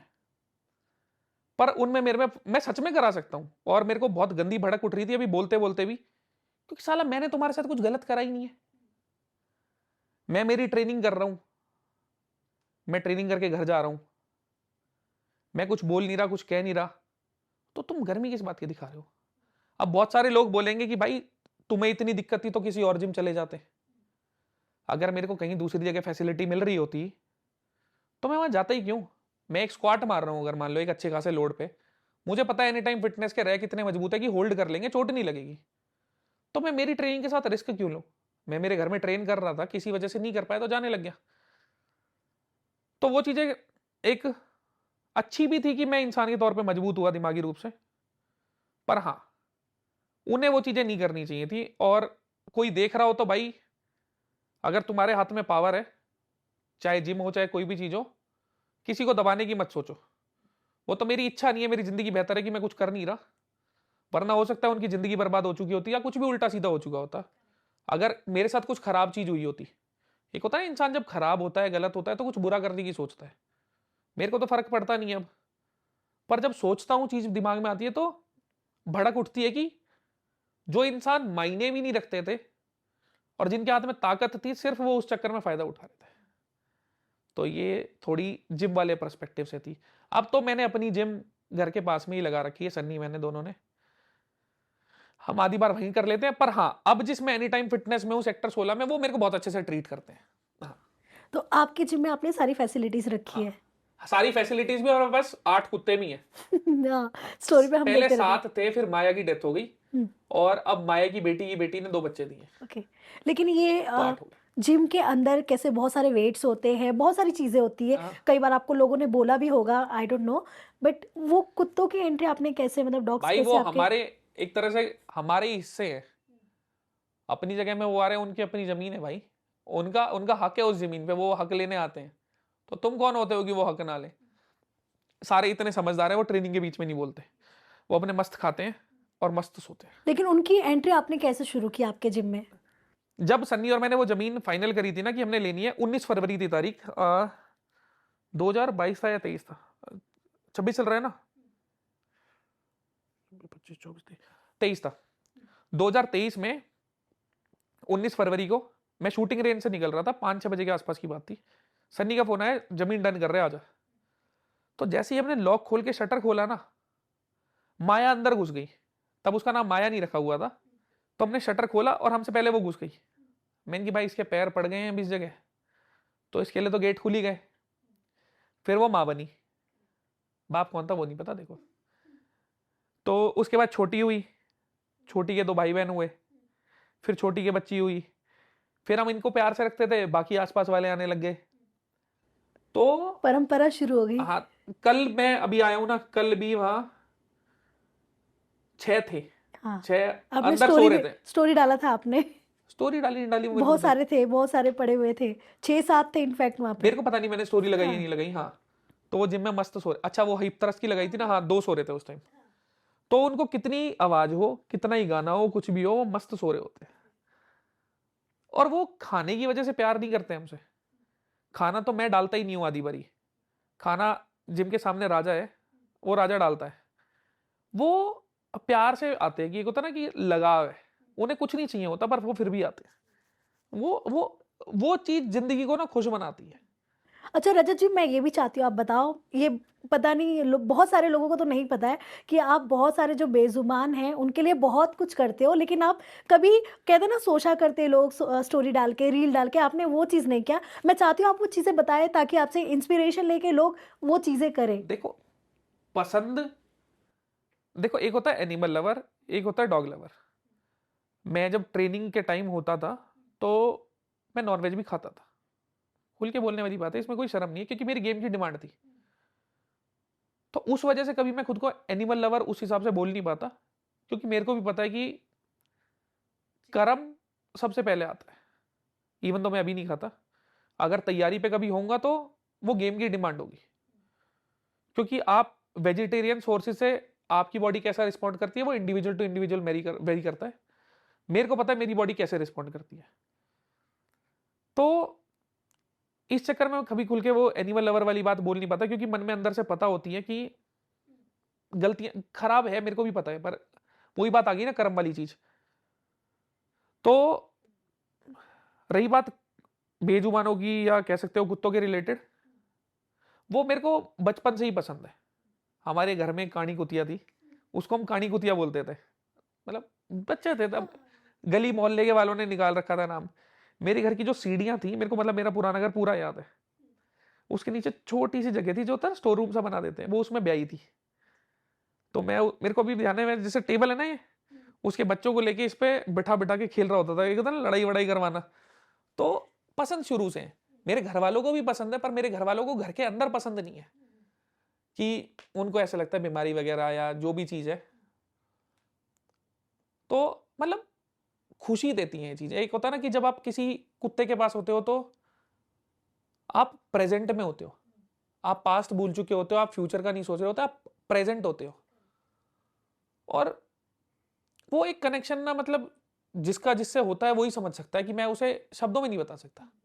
तो मेरे को बहुत चैन मिलता है जानवरों के आसपास, स्पेशली कुत्तों के आसपास। बंदर भी खिलाने पिलाने के टाइम में ध्यान रखता हूं, पर बंदरों पे मैं भरोसा नहीं कर पाता, क्योंकि हर जानवर का एक स्वाभाविक नेचर है, जो खाने के लिए ऐसे इधर से उधर हमले कर रहे हैं, 4 चीजें, वो उनकी स्वाभाविक रूप बन गया कि वो मेरे पे भी अटैक कर सकते हैं। कुत्तों के पास मैं कैसे भी, कुत्ते के पास कैसे ही छोड़ दो, मैं बिल्कुल फ्री रहता हूँ। तो मेरे को बढ़िया लगता है। जी। अच्छा, आपकी लाइफ में जब ये कह सकते हैं हम चकाचौंध, ये जो इंडस्ट्री आई आपके पास, मैं कह सकती हूँ बिग बॉस जब आपकी लाइफ में आया, ये पहले तो बिग बॉस आपको अप्रोच कैसे हुआ था? मैं कहाँ से आ रहा था, मैं चंडीगढ़ से आ रहा था। मैं चंडीगढ़ से आ रहा था, तब मेरे पास अभिषेक मल्लन का फोन आया मिलने के लिए। उसने मेरे को गाड़ी में ये गाना सुनाया कि भाई मन है करने का, साथ तो करते हैं। मेरे को पर्सनली वो चीज लगी नहीं कि मेरे लिए प्यार मोहब्बत टाइप समथिंग कुछ था, कि मेरे पे जचेगा। तो मैंने कि भाई नहीं, नहीं बन पाएगा। तो उसको किसी ने बोला था कि बिग बॉस से रिलेटेड बात करने के लिए, तो मेरे पास वहां से बात आई। फिर मेरे पास एक जगह से और फोन आया कि भाई तुम्हारे लिए पूछ रहे हैं, कि तो देख लो, करने की इच्छा हो ना। फिर मैं गाड़ी में था, मेरे पास एल्विश का भी फोन आया, पराग के थ्रू एल्विश का हुआ था, कि भाई बिग बॉस वाले तुम्हारी डिमांड कर रहे हैं, तो वो बोल रहे हैं एक बारी रजत से बात करा दो कैसे भी करके, तो एक बारी बात करके देख ले। मैंने बात करी, फिर मैंने मीटिंग करी, फिर सेम सीजन में कटारिया जा रहा था। मैंने कहा अगर कटारिया जा रहा है, अपना ही भाई जा रहा है, तो क्या ही दिक्कत है, कटारिया तू जा। तब मेरे को नहीं पता था मेरा मेन में होगा या नहीं होगा, या मैं लोगों की नजरों में रहूंगा नहीं रहूंगा। मेरे लिए तो बिल्कुल स्टार्टिंग स्टेज थी, इतनी नॉलेज थी नहीं। पर ऊपर वाले कर्म से फिर मेन वाले का ऑफर आया, मीटिंग हुई, डन हो गई। आपने कुछ डिमांड रखी थी जब आपको ऑफर किया गया? नहीं, मैंने डिमांड कभी भी नहीं रखी। अब 50 था, मैंने इसमें भी कोई डिमांड नहीं रखी कि होता ना तुम्हें क्या खाना है, क्या पीना है, क्या चीज चाहिए, कुछ भी नहीं। 50 में मेरे पास स्टार्टिंग के 12-13 दिन बेड भी नहीं था भाई। पहले दिन मेरे चोट लगी थी, मैं हॉस्पिटल था, सबने बेड ले लिए थे, गिनती के कम बेड थे, तो मैं तो वो रेड रूम में सो रहा था। मेरे को कभी ये दिक्कत नहीं हुई लेने में। मैं जैसे विवेन भाई कॉफी के लिए करते थे, मैं भी 4 चीजों के लिए कर सकता था, पर वो मतलब नहीं हुई यार। तुम मेरे को इतनी बड़ी स्टेज दे रहे हो, इतनी बड़ी ऑडियंस दे रहे हो मेरे को प्रूव करने के लिए खुद को, जब मेरी जिंदगी में चीजें खराब चल रही हैं। मैं बहुत शुक्रगुजार रहूंगा हमेशा कलर्स का। तो मेरे को फालतू कुछ नहीं चाहिए था। अच्छा, जब आपका सब सारा कुछ फिक्स हो गया था बिग बॉस में, आपने क्या कोई भी एपिसोड देखा था, कुछ मैंने भी? नहीं। मैं चेतन से पूछता था ना, तो चेतन भाई कहता था कि तुम फ्री माइंड रहो, जैसे हो वैसे रहना, ज्यादा सही रहेगा। तो मेरे को नहीं पता किस सीजन में कब कहाँ क्या हुआ। मैं बोल रहा हूँ, मैं देखता ही नहीं हूँ ये सब चीजें। मेरा कभी रुझान ही नहीं रहा कि मैं कभी भी स्टार्टिंग से किसी को आइडलाइज करता हुआ नहीं आया। मेरे हिसाब से मैं मेरी जिंदगी का हीरो खुद हूं। तो मेरे को कभी ये नहीं हुई कि मेरे को उसको देखना है, इसको देखना है, इसको देखना, उसको देखना। और मैं आज भी ये बोलता हूं कि भाई, तुम्हारी नजरों में सबसे बड़ा इंसान तुम खुद होगे, तो जिंदगी में बेहतर कर पाओगे। अगर कोई मेरे को भी पसंद करता है, मेरे को भी मत पसंद करो, मेरे से पहले खुद को पसंद करो। और खुद के दिमाग में ये चीज रखो कि तुम मेरे से भी ऊपर हो हर चीज में। मौका मिलने पे, समय मिलने पे तुम बस उसे प्रूव कर दो। मेरी जिंदगी में मेरे को मौके मिल गए, मैंने वो बुना लिए। ऊपर वाले कर्म से आगे जब मिलेंगे तब देखूंगा कैसा होगा। पर किसी को अगर मौके ही नहीं मिले, तो वो दिमाग में ये क्यों सोचे कि रजत दलाल मेरे से ज्यादा बड़ा है, या कोई XYZ क्रिएटर मेरे से बड़ा है, या कोई भी इंसान। तुम अपनी जिंदगी के हीरो अगर खुद नहीं हो, तो जितना आगे बढ़ सकते हो उस पर लिमिट सिर्फ तुम लगा रहे हो, कोई दूसरा नहीं लगा रहा। लिमिट बाकी लोग नहीं लगाते, लिमिट दिमाग लगाता है। तो दिमाग अगर तुम्हें ऊपर रखेगा ना, तो तुम बेहतर कर पाओगे। जब आपके घर के अंदर एंट्री होने वाली थी बिग बॉस में, जब आप आए होंगे फिल्म सिटी के वो रास्ते से गुजर रहे होंगे, जब आपकी एंट्री हुई थी, सच बताना उस वक्त आपके दिमाग में क्या था? खंडर ही खंडर थे। आपके दिमाग में क्या था कि मेरे मतलब क्या दिमाग में कुछ करूंगा, भी नहीं था। कैसा? मेरे को देखो, ईमानदारी से बताऊं ना, जिस दिन मेरी एंट्री हुई उससे एक दिन पहले तक भरोसा ही नहीं हो रहा था कि ये हो रहा है। बिल्कुल नॉर्मल मेरे को लगा ना, ये साला कोई मजे ले रहा है मेरे से, कि मजे ले लूंगे, एंड टाइम पे बोल देंगे नहीं हुआ। पर फिर जब भाई तक पहुंचा, तो मैं क्यों हो, सच्चाई है। और जब स्टेज पे साथ में थे आप, मेरे को नॉर्मल लग रहा था, मेरे को कोई फर्क फील नहीं हो रहा था। मतलब एकदम आप इजी थे? क्योंकि आपको पता ही है बिग बॉस में बहुत सारी ऐसी चीजें होती थी कि आपका अगला पिछला सारा लाया जाता था। भाई ऐसा डर था आपको? मेरे को, मैं खुली किताब रहा हूं इन चीजों में। हम्म। कुछ भी चीज हुई है उसके पीछे वजह रही है। अगर मेरे पास वजह थी, मैं बोल सकता था, मैंने बोल दी।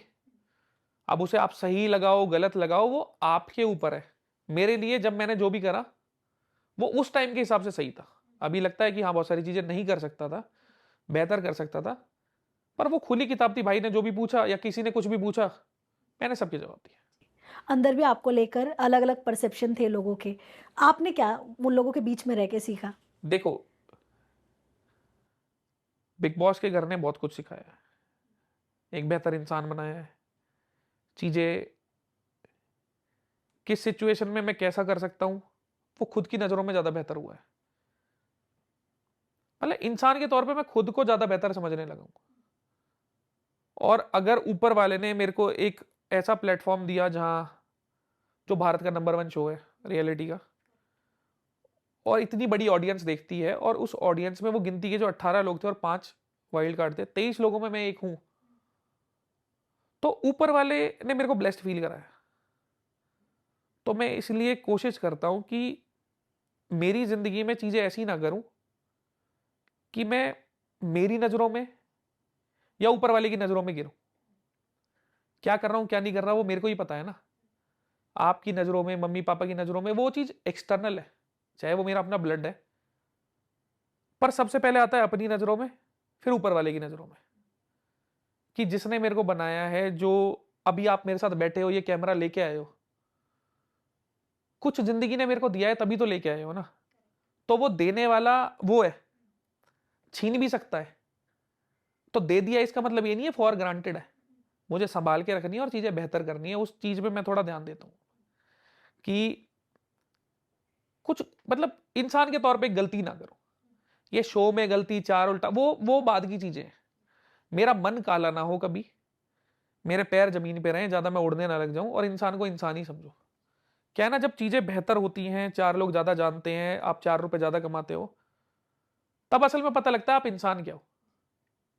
जब आपके हाथ में ताकत आती है ना, तब पता लगता है कि इंसान क्या हो, कि उसको यूज कैसे कर रहे हो, यूज कर रहे हो या मिस यूज कर रहे हो। तो मेरे को जिंदगी अब बहुत बेहतर लगती है कि ये सारी चीजें चाहे बेहतर हो रही हैं, पर मैं उन चीजों को किसी के अगेंस्ट यूज करने की नहीं सोचता। जैसे मैं बिग बॉस से निकला, 10 नए लोगों से मिला, अभी आपके सामने भी एक पॉलिटिशियन का फोन आया था, हरियाणा के बहुत बड़े हैं, तो 10 जगह कनेक्शन बने हैं, 10 अच्छे लोगों से भी बातचीत है, 10 बुरों से भी बातचीत है। फायदा उठाने में मैं बहुत फायदा उठा सकता हूं, पर अब ये चीज महसूस होती है कि अगर सब चीज बेहतर हो रही है ना, तो किसी टाइम पे अगर लोगों ने अपनी ताकत तुम पे इस्तेमाल करी थी और तुम आज तक वो चीज फील करते हो गलत सेंस में, तो किसी के साथ गलत मत करो। बस इतना है कि हाँ, मैं चाहता हूं कि मैं इंसान के तौर पे गलत ना बनूं। औरों के लिए नहीं कि कोई फैन क्या सोचेगा, कोई भाई क्या सोचेगा, जनता क्या सोचेगी, वो सोचेगी सोचेगी। मैं 24 घंटे अगर दिमाग में स्थिर हूं और खुश हूं, मेरे लिए वो चीज मायने रखती है। लोग क्या सोचते हैं वो बात की बात है। अच्छा, जब ज़्यादा पॉपुलर हो जाओ, या कहते हैं ना इस चकाचौंध दुनिया में जब हम एंट्री मार लेते हैं, तो अगर हमारे कोई साथ का होता है, तो क्या उससे सच में जो दोस्ती होती है हमारी वो हल्की पड़ जाती है, अगर सेम लेवल पे आने लगते हैं? आप मेरे को थोड़ा इसको क्वेश्चन को इलेबोरेट करके बताओ कि मतलब सेम फील्ड में अगर दो दोस्त की एंट्री होती है, हाँ, दोनों ही कहते दोनों का नाम बहुत ज़्यादा पॉपुलर हो रहा होता है, तो कई लोग चाहते हैं कि हाँ दोस्ती थोड़ी दूर हो। नहीं नहीं, देखो मैं आपको एक चीज बताता हूं, क्या है ना कि आप कितना खुद पे भरोसा रखते हो, कितना भाग्य पे भरोसा रखते हो, कितना ऊपर वाले पे रखते हो, वो चीज मायने रखती है।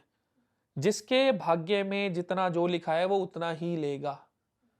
अगर मैं किसी स्टेज पे शेयर कर रहा हूं, मेरा कोई भाई शेयर कर रहा है, अगर हम दोनों एक दूसरे के साथ विचारों में सही है ना, तो उसके बाद मेरा भाई भी आगे बढ़ जाएगा, मेरे को प्रॉब्लम नहीं है।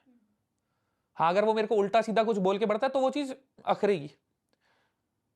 और आप अगर कोई स्टेज शेयर कर रहे हो, तो आप दोनों के पास इंडिविजुअली चांस है खुद को प्रूव करने का, खुद को दिखाने का। अब एक इंसान एक स्टेज शेयर कर रहा है, एक मान लो स्पिट्सविला कर रहा है, एक रोडीज कर रहा है, तो आप नहीं बता सकते कि कौन बेहतर है। बेहतर आप तभी बता पाओगे जब सेम स्टेज पे है, ताकि आपको पता लगे कि सेम सिचुएशन में दोनों as an individual, as a personality क्या है। किसी के करियर का टाइम सेम नहीं है, किसी ने आज से 5 साल पहले शुरू करा है, किसी ने 1 साल पहले करा है, किसी ने 20 साल पहले करा है। सबकी लाइफ की स्पीड अलग है, टाइम अलग है। तो मेरे को लगता नहीं है कि कभी भी आपको किसी दूसरे के साथ इस हिसाब से कंपेटिटिव होना चाहिए कि आप अपना मेंटल पीस, कंपेटिटिव होना बहुत अच्छी बात है, होना भी चाहिए, पर मीनवाइल आपको यह चीज देखनी चाहिए कि आप खुद कितने बेहतर बन रहे हो, आप अपने आसपास अपने परिवार को, अपने लोगों को कितना मजबूत कर रहे हो, और कितना हर हर फील्ड में मजबूत हो रहे हो, चाहे वो फिजिकल हो, मेंटल हो, सोशल हो, फाइनेंशियल हो, स्पिरिचुअल हो, हर चीज में। कंपटीशन सबसे पहले खुद से। अगर वो ग्रोथ कर रहा है, तो हो सकता है ना किसी के पास अपॉर्चुनिटी ऐसी मिली हो, उसने आज इतनी बड़ी जंप ले ली है, आपकी इतनी बड़ी मिले कि इतनी बड़ी जंप जाए, तब उसकी स्पीड कम हो। सबकी लाइफ अलग चल रही है भाई, आप ये चीज एक भारी सी चीज है थोड़ी, पर समझो तो सक्सेसफुल होना एक चीज है, खुश होना एक चीज है। मेरे पास सब कुछ हो और मैं मेरे हेड में ही कहीं दुखी हूं, वो सेंसलेस है। मैं इतना बड़ा बन जाऊं कि मेरे को हर टाइम डर लग रहा हो कि ये सब चला जाएगा, ये सब छूट जाएगा, तो वो किस बात का। मैं किसी शो में जा रहा हूं एक 4 चीज सोच के कि मैं ये हूं, मैं वो हूं, फिर मेरे को डर लगे कि यार ये चीज खराब हो जाएगी। चीज समझ रहे हो कि मेरे हिसाब से सक्सेसफुल होना बहुत अच्छी चीज है, पर सबसे पहले आप खुश रहना सीखो, खुश रहोगे, 4 चीज अच्छी बेहतर कर पाओगे, तो वो सक्सेस भी थोड़ी जल्दी अचीव कर लोगे। तो सक्सेसफुल होना और खुश होना 2 अलग चीजें हैं। खुशी ज्यादा मायने रखती है, उसके साथ सक्सेस होगी तो और बेहतर है। सक्सेस आ गई और खुश नहीं हो तो वो सेंसलेस है। अच्छा, आपके बहुत सारे फैंस हैं जो आपने कमेंट सेक्शन में भी पता नहीं देखा या नहीं, कई लोग डिमांड कर रहे हैं कि आपको रोडीज में भी आना चाहिए एज अ गैंग लीडर। देखो यार, 10 लोग 10 तरह की डिमांड करते हैं, पर ये डिमांड मेरे को अच्छी लगी। अगर कभी ऊपर वाले कर्म से ऐसा मौका मिलता है तो पक्का बुलाऊंगा उसको। जी। तो अगर आपको तो पता ही, वहाँ पे आपके जो दोस्त हैं एल्विश वो भी हैं, प्रिंस भी हैं वहाँ पे, और जब आप जाओगे तो क्या लगता है, ये बहुत ज़्यादा एक बवंडर आएगा वहाँ पे? देखो यार, जब चीज स्टार्ट होती है ना, हम्म, आपको तभी पता लगता है कि किस चीज में कौन सी डायरेक्शन कहाँ जाएगी। मैं आपको अभी बोल दूं, मुझे ही नहीं पता कि मेरा हुआ है नहीं हुआ है, टीम क्या, तो वो चीज सेंसलेस है। आप पहले से पर्सपेक्टिव बना के नहीं जा सकते, आपको एकदम फ्री होके जाना पड़ता है कि जब जो सिचुएशन आएगी उसी हिसाब से उसको रखेंगे।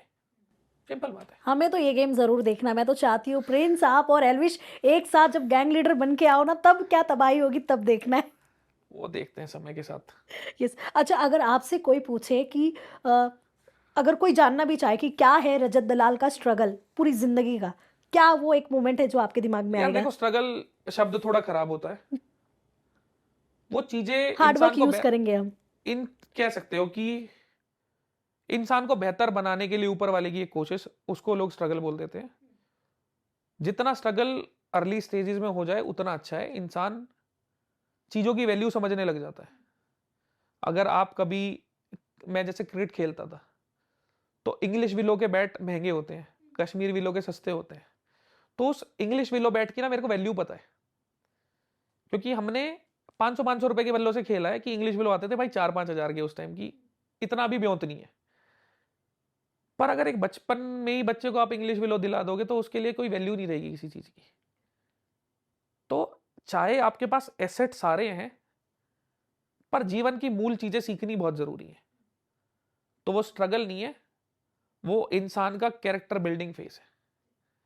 स्ट्रगल की जगह बेहतर जो चीज है वो ये है कि कैरेक्टर बिल्डिंग स्टेज। तो वो तो बचपन से आज तक चलती आ रही है, आज भी है, पर मजेदार चीज है, करेक्ट। इंसान को इन्वॉल्व रखती है। जी। लास्ट आप रोए कब थे? थोड़ी देर पहले। इससे पहले? रोए तो नहीं, वो पानी था बस। यार मैं कैसे बताऊं, क्योंकि अक्सर ऐसे कहा जाता है ना कि मर्द के आंखों से अरे आंसू नहीं नहीं, नहीं ये सब कहने की आते, बात होती है। देखो लेकिन हर कि जिंदा हो, इमोशंस हैं, तो रोना आ जाता है। तो ये नॉर्मल चीज है। अब रोना किस स्टेज पे आ रहा है, कहाँ आ रहा है, वो डिपेंड करता है। तो मैं भी एक इंसान हूं, मेरे में भी नॉर्मल सिंपल भावनाएं हैं। अगर गुस्सा है, प्यार है, गर्मी है, तो दुख भी है, होता है बहुत सारी चीजों का। मैं कोशिश करता हूँ चीजों का ना दुख हो, मैं हर चीज में नॉर्मल रहूं, सिंपल रहूं। पर कुछ कुछ चीजें अखरती हैं, सबको ही अखरती हैं। बट क्या था वो मोमेंट जब आपको? मेरे को सही में ध्यान नहीं है, ईमानदारी से ध्यान बिल्कुल, नहीं है, नहीं लेकिन मैं आप रोते हैं जब आपको कुछ भाई, तकलीफ होती है। कोई भी इंसान होगा, इंसान सिर्फ तकलीफ में नहीं रोता, इंसान खुशी में भी रो सकता है। आप जब कभी खराब टाइम अपना सोचोगे और फिर आप खुद को एक अच्छी स्टेज पे देखोगे, तो भी आ सकता है भाई कि हाँ, कुछ नहीं था, मैंने कुछ बना लिया। आप कभी अपने घर वालों को पहले इमेजिन करोगे जिंदगी कैसी थी अब कैसी है, तो खुश रहोगे। अगर मैं पहले बचपन में 4 चीजें सोचता था कि बड़ा होके ये कर सकता हूं, करूंगा अपने लोगों के लिए, या 4 जानवर, कुछ भी है, और आज कर रहे हो, तो वो चीज भी लाने में खुशी के आंसू ला सकती है। तो आंसू आंसू है भाई, वो किसी के कभी भी आ सकते हैं, आपके भी अभी आ सकते हैं, इस भाई के भी आ सकते हैं, मेरे कुछ भी हो सकता है। एक मैच देख के भी रोना आ सकता है, उंगली गेट में आ गई तो भी रोना आ सकता है, कुछ आ सकता है, वो कुछ भी नहीं है। मैं आपको 4 गालियां देने लग जाऊं, उल्टा सीधा बोलने लगा, हो सकता है आप इतने इमोशनल हो उस पर रोने लग जाओ। तो रोना इंसान है भाई, इसमें कोई दुख नहीं है। अच्छा, एक एज जो होती है, जैसे स्कूल वाला टाइम रहा होगा, उस वक्त बच्चे जो है ना अपने माँ बाप से थोड़ा कतरा जाते हैं, क्योंकि उस वक्त उन्हें ऐसे होता है कि हंसो खेलो घूमो ये हो। फिर एक एज आती है 24 के बाद, जब बच्चे अपने माँ बाप से वापस बहुत ज्यादा अटैच हो जाते नहीं, हैं, फिक्र मेरे होने केस लगती में है। थोड़ी जल्दी हो गई थी। अच्छा। मैं 21-22 के आसपास ही थोड़ा हम्म। ज्यादा अटैच होने लग गया था। बीच में स्कूल टाइम पे मेरे में भी थी वो चीज़ कि मैं, पर टाइम रहते पता लग गया कि ये दो जो इंसान है इनसे ऊपर कोई नहीं। तो वो तब से अब तक वही है, और मैं हमेशा मेरे घर वालों के साथ रहता हूँ।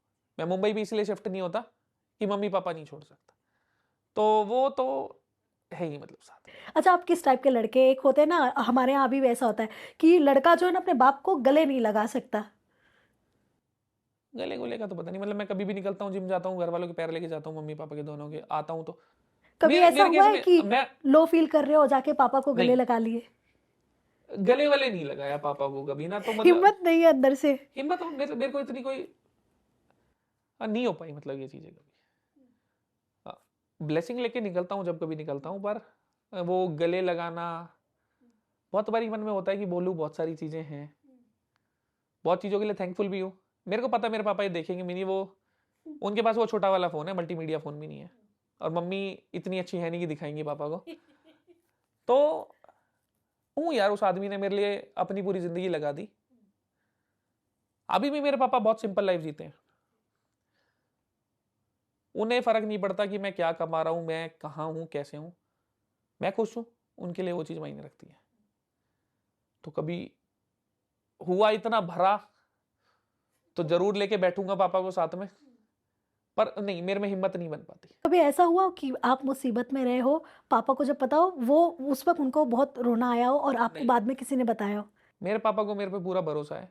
जब मेरे पे केस वगैरह भी सारे चल रहे थे, तो जब मैं घर भी आया था तो भी नॉर्मल थे। मतलब एक भरोसा है उनको आप पे? बिल्कुल नॉर्मल थे, मतलब उनको पता है कि जिंदगी में कहीं भी कुछ दिक्कत होगी तो रजत संभाल लेगा। तो इतनी चीज है, उनको मेरी चिंता नहीं होती इतनी। जी। तो अब आते हैं हम लोग मेन मुद्दे पे, द 50 के। तो ये बताइए रजत जी, जो इतना ज़्यादा आपके कैलकुलेशन को लेके सबसे ज़्यादा जो इतनी बातें हो रही है, जो आप दिमाग लगा रहे हो, हर किसी को आपने उड़ा दिया है शो में, क्या बताना चाहोगे? द 50 से क्या सीखा आपने, पहले तो ये बताओ। मैं यही बताना चाहूंगा, पापा ने जो सुबह उठा उठा के मेरे को पढ़ाया वो काम आ रहा है। तो अगर भाई आपके भी बच्चे हो तो फटाफट उन्हें टाइम से उठाना स्टार्ट करो और दही तोड़नी शुरू करो। अंदर बहुत सारे सेलिब्रिटीज थे, कई सिंगर्स थे, इन्फ्लुएंसर्स थे, बहुत सारी बातें हुई, कहते दो गुट में बट गए थे लोग, एक्टर वर्सेस इन्फ्लुएंसर्स भी लाया गया। वो चीज़ें सुन के बुरी लगती है क्या, जब कहा जाता है कि मार्केट खराब कर दिया है आपने? नहीं देखो, वो अगर कोई एक्टर वर्सेस इन्फ्लुएंसर कर रहा है तो सुन के अच्छा लगता है कि मार्केट खराब कर दिया। अगर हमने खराब करी है तो तुम्हारे लिए खराब करी है, हमारे लिए तो अच्छी है। और यार मैं कभी खुद को इन्फ्लुएंसर के तौर पे देखता भी नहीं हूँ, बहुत सारी चीजें हैं, आर्टिस्ट भी देख सकता हूँ, एथलीट भी देख सकता हूँ, मैं खुद को एथलीट के तौर पे देखता हूँ जो एक कोर है। पर अगर इन्फ्लुएंसर के तौर पे मेरे को उसमें इन्वॉल्व कर रहे हो, तो अगर जैसे बोला गया था कि गधों के साथ घोड़ों के साथ गधे भी दौड़ेंगे, तो हम घोड़ों को दौड़ने दो, तुम गधे मत दौड़ो। बुरा लग रहा है, लगता है, मेरे को कोई फर्क नहीं पड़ता, क्योंकि भाई देखो, जनता ही है जो पसंद करती है या नहीं पसंद करती। अब हम जबरदस्ती जाके तो किसी को बोलते नहीं है कि हमें पसंद करो। अगर एक इन्फ्लुएंसर आता है और उसके पीछे पीछे इतना बड़ा बेस आता है, तो वो हमें किसी ने खैरात में नहीं दिया या गिफ्टेड नहीं है, वो हमने कमाया है मेहनत से, प्यार से, एक इंसान के तौर पे जो है उस दम पे। आप लोगों ने 10 कनेक्शन कमाए होंगे, पर आप लोग कनेक्शन से क्या कर सकते हो? एक स्टेज ही तो ले सकते हो। जितना तुम स्टेज से निकालोगे इतना हम यूट्यूब वीडियो से निकाल देंगे, रील से निकाल देंगे, कोई फर्क थोड़ी पड़ता है। जब आपका पहला एपिसोड देखा था, जब आपकी एंट्री हुई थी घर के अंदर, जो पहला ही टास्क हुआ था, जो पूरा क्लाइम वाइम करके सब जाना था, जब आप नीचे से गए थे, जब आपको हाथ में लगा था, बाहर ऐसी खबरें आ गई थी कि मतलब आपने शो छोड़ दिया है और आपको पता नहीं क्या हुआ है, एग्जिट करना पड़ा है, बहुत सारी चीज़ें थी, बट एग्जैक्टली क्या हुआ था उस दिन? देखो असल में क्या था ना कि मेरी बॉडी ना थोड़ी, मतलब मैं एक्सेप्ट करता हूँ इस चीज को, मैं फिजिकली उतना फिट नहीं हूँ जितना फिट था, कह सकते हो। चाहे मेरी लाइफ ऐसी चल रही है, मैं खाना पीना थोड़ा कंट्रोल नहीं कर पाता, खुद से रियलाइज हुई है कि इन चीजों पे काम करने की जरूरत है। मेरा ना ये हाथ टूटा था 3 साढ़े 3 साल पहले, तो मैं कोई भी ट्राइसेप्स की, बाइसेप्स की एक्सरसाइज या शोल्डर की इतनी ओवरहेड प्रेस नहीं होती, ट्राइसेप्स, तो ये हाथ भी ट्रेन नहीं होता। जब ये नहीं होता तो एक को मजबूत करके क्या करूंगा ना। तो हाथ कंपेरेटिवली जॉइंट में से कह सकते हो उतने मजबूत नहीं है जितने थे। और जब सर्कुलर पाथ में मैं घूम रहा था ना, मेरी बॉडी थोड़ी स्टिफ है, तो जब मैं कूदा तो सारा का सारा बॉडी वेट इस पे गिरा, मसल टाइट थी, टेंडन ने लोड लिया और फट गया।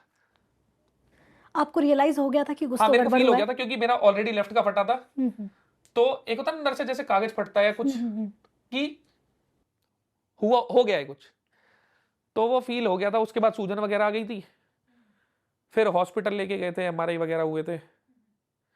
उस वक्त दिमाग में क्या चल रहा अगले था? दिन प्रोडक्शन वाले आए थे मेरे पास, बुलाया था मेरे को कि जो डॉक्टर थे हमारे, उन्होंने बोल दिया कि भाई सर्जरी होगी। मैंने कि ठीक है हो जाएगी, इतना मेरे को पता है बॉडी के बारे में। लिगामेंट टेंडन हील होने में बहुत टाइम लेते हैं, तो मेरे को पता था अगर 20 दिन बाद भी कराऊंगा तो कुछ दिक्कत नहीं है। मीनवाइल बस मेरे को ये खराब नहीं करना।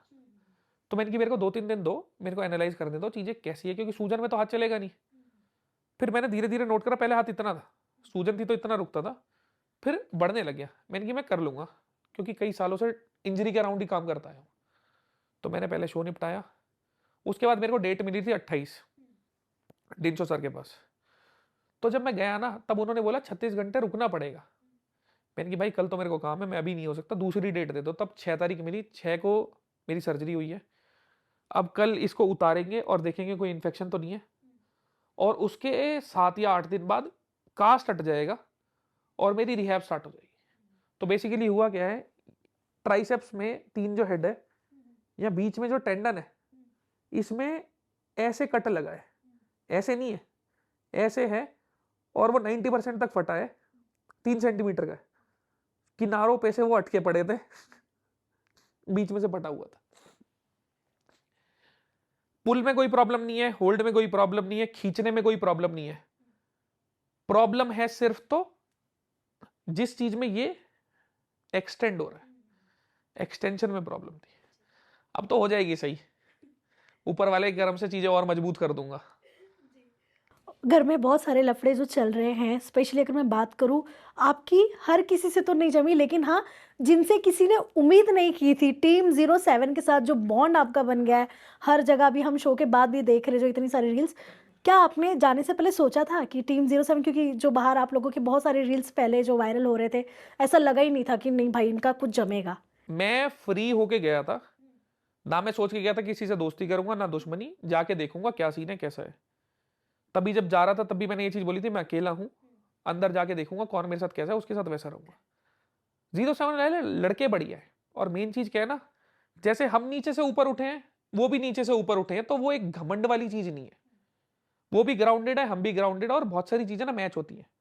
और ज्यादा बढ़िया मेरे को क्या चीज लगती है ना, इधर से हम हिंदू हैं, वो मुस्लिम है, तो वो एक होते तो वो बहुत प्यारा फील आता है। हम कभी भी साथ होते हैं, अभी भी मैं फैजू से मिलूंगा ही रात में, फैजू आया दिल्ली, वो हमसे मिला, हम आते हैं, हम मिलते हैं। वो दिखाने के लिए नहीं मिलते, वो स्वाभाविक रूप से हम सेम एज ग्रुप के लोग हैं, सेम फील्ड में हैं, एक दूसरे के साथ क्लैश नहीं है। तो अपने साथ के अपनी वाइब वाले लोग जब मिलते हैं तो चीजें बेहतर होती हैं। इसीलिए पूरे शो में हमारे कभी क्लैश नहीं बजे। तो अच्छी थी, लोग कमाए हैं, और उम्मीद करता हूं आगे मजबूत रहेंगे। अच्छा, शुरू में ही आपको ट्रस्ट हो गया था उनके ऊपर? मेरे को ट्रस्ट आखिरी दिन तक किसी पे नहीं था, सच टीम बताऊं तो। मतलब जिनके साथ आप बैठ रहे थे, अलायंस था, उन पर भी देखो, नहीं था? ट्रस्ट वाली चीज, अब मेरे को बहुत सिंपल चीज बताओ, हम 4 लोग थे एंड तक, मैं, कटारिया, फैजू, लक्ष्य। लक्ष्य की पहली प्रायोरिटी कटारिया, कटारिया की पहली प्रायोरिटी लक्ष्य, फैजू की उस टाइम पहली प्रायोरिटी कटारिया। मैं तो किसी की पहली प्रायोरिटी भी नहीं था, पर इसका मतलब ये नहीं ना कि मैं उस चीज का बुरा मानूंगा। मैं सिर्फ ये चीज देख रहा था कि मैं अपने बलबूते पे खुद को कितना मजबूत रख सकता हूं, और मेरे इन 3 लोगों को कितना संभाल के रख सकता हूं, क्योंकि श्रुतिका तब तक जा चुकी थी कि ये 3 मजबूत रहेंगे तो मैं मजबूत रहूंगा, इनमें से कोई फंसेगा तो मैं उसके लिए खड़ा रहूंगा। तो हम एकजुटता के साथ चल रहे थे। रही बात भरोसे की, कंपिटिटिव गेम में उम्मीदें लगाना अपने दिल को दुख पहुंचाने वाली चीज होती है, वो नहीं लगानी चाहिए, और मैंने लगाई भी नहीं, इसीलिए एंड तक दुख नहीं हुआ। अच्छा, शुरू शुरू में बेबिका को भी आपने ही अपने टीम में लिया था, बट एक वो मजाक का जो चल रहा था वहाँ ग्रुप में आप लोग बैठे थे, उसके बाद से चीजें एकदम ही खराब हो गई। आपको क्या समझा उस चीज को, मतलब जो हुआ आपके सामने सारा देखो, मैं एक्शन? बेबी को जानता नहीं, हम्म। जिस भी शो में उसने पार्टिसिपेट करा मैंने वो देखा नहीं, तो मेरे को नहीं पता एज एन इंडिविजुअल कैसी है। मेरे साथ वो बहुत हंसी मजाकिया थी, उस चीज को मैंने हंसी मजाकिया रखा। एक हंसी मजाक चल रहा था, तो उसने ना मेरे हाथ पे तकिया मारा, इवन दो वो तकिया लगता नहीं, पर एक होता है ना कुदरती रूप से आपने एक रिफ्लेक्स करा तो आपको एकदम अंदर करंट सा फील हुआ, तो मेरे मुंह से भह करके कुछ निकल गया, जो गाली नहीं थी। चात ने एक्सप्रेशन ऐसे बना दिए जैसे मैंने कोई गाली दी है। बेबिका ने बिना सुने घर पूरा सिर पे उठा लिया। सिर पे उठा लिया, तूने मेरे बारे में भाई 4 चीजें बोल दी रजत, मेरे को ये गाली वाली जो भी है, बाद में तेरे को पता लगा वो गाली नहीं थी, तब तू नॉर्मल हो गई। अगले दिन फैज कुछ उल्टा सीधा बोल रहा था, कुछ बॉडी शेमिंग टाइप समथिंग कुछ था, पर उसके लिए नहीं था, वो नॉर्मली बोल रहा था। तो उस चीज के ऊपर मेरा कोई लेना देना नहीं, वो मेरे को बोलने लग गई। भाई ये चीज तो सेंस नहीं करेगी ना, अगर मैंने तेरे को कुछ बोला ही नहीं है तो मेरे को कुछ सुनाने लगे। और अगर डे 1 से हम हंसी मजाक कर रहे हैं तो लिमिट सेट करना भाई आपके हाथ में कि कहां तक मजाक झेला जाएगा, कहां नहीं झेला जाएगा। अगर आप एक दिन एक मजाक झेल रहे हो, अगले दिन उस पर अलग रिएक्ट कर रहे हो, वो चीज सेंस नहीं है। तो वो जो बेबिका के साथ एक छोटी सी बॉन्डिंग बन रही थी, वो बेबिका ने खुद से बिना बात में सीन बना के चिकम चिल्ली करके वो चीज खुद खराब करी थी। तो ये था उसके साथ बस। और जब उसने थोड़ा ज्यादा डिसरिस्पेक्ट कर दिया, जब मैंने कुछ नहीं बोला था, मेरा सीन एक दिन पहले हुआ था, अगर वो एक दिन पहले नहीं 3 दिन पहले, तब बोलती तब सेंस करता। तो जब वो डेंजर जोन में गई, मैंने कि भाई हम वोट नहीं देंगे, तो उसके बाद उसका वहां सफर खत्म हो गया घर का। अच्छा, आपको शुरू से ही करण पटेल पसंद नहीं थे क्या? क्योंकि आपको जब भी कुछ होता था ना, आप सीधे आपके जुबान पे नाम होता है करण पटेल का। नहीं, मेरे को क्या लगा था ना, देखो वो थोड़े लोगों के हिसाब से चेंज होते थे। अगर हम कुछ लड़ाई झगड़ा कर देते थे तो वो माइक वाइक उतार के बोलने लग जाते थे, हम इसलिए थोड़ी आए हैं, ये है वो है। सेम चीज जब उनकी साइड के लोग करते थे तब वो चिल्ल होते थे। हमारी साइड की चीजों पे प्रॉब्लम होती थी, उधर से प्रॉब्लम नहीं होती। तो मेरे को समझ नहीं आया भाई आप किरदार क्या हो। बीच में हमारी बात भी हुई, मेरे को इंसान के तौर पे समझ आए, हर कोई अपने लोगों का फेवर करता है, वो चीज भी समझ आती है, पर भाई ड्रामे करना सेंसफुल नहीं है। मैं एक बहुत मजबूत पर्सनैलिटी लेके चल रहा था उनकी, जिस हिसाब से पोर्ट्रे करी गई थी कि ये एक मजबूत फेस है, पर अंदर क्या उनकी लाइफ में चल रहा है, क्या वजह है, अंदर मेरे को कहीं उनका इन्वॉल्वमेंट नहीं दिखा। अगर आप रियलिटी शो में आए हो तो आपने अपने ओपिनियन भी रखने हैं। आप ये नहीं बोल सकते ना भाई मैं तो जिंदगी में ही शांत हूं। शांत हूं तो फिर अंबिका जी को ले जाओ ना, आप ही 4 चीज कर लोगी। लोग शो क्यों देखते हैं? बैठे हुए लोगों को देखने के लिए नहीं देखते ना। या तो उन्होंने शो गलत चूज करा है, जो भी है। तो मेरे को ये चीज लगी कि वहां से उनके लिए वो चीजें खराब हुई। फिर एंड में किस वजह से उनका वो शो से निकले वो मेरे को नहीं पता। फिर वाइल्ड कार्ड लाए, उसमें भी टास्क उनके फेवर में ही था, टग ऑफ वॉर वाला। भाई 2 अगर चीज हो रही है और तीसरी वोटिंग है, वोटिंग में भी तो मैंने करण को ही वोट करे हैं, मैंने 7 वोट डाले थे, पर मैंने खाली इसलिए डाले थे मजबूत लोगों के साथ खेलने में मजबूत मजा आएगा।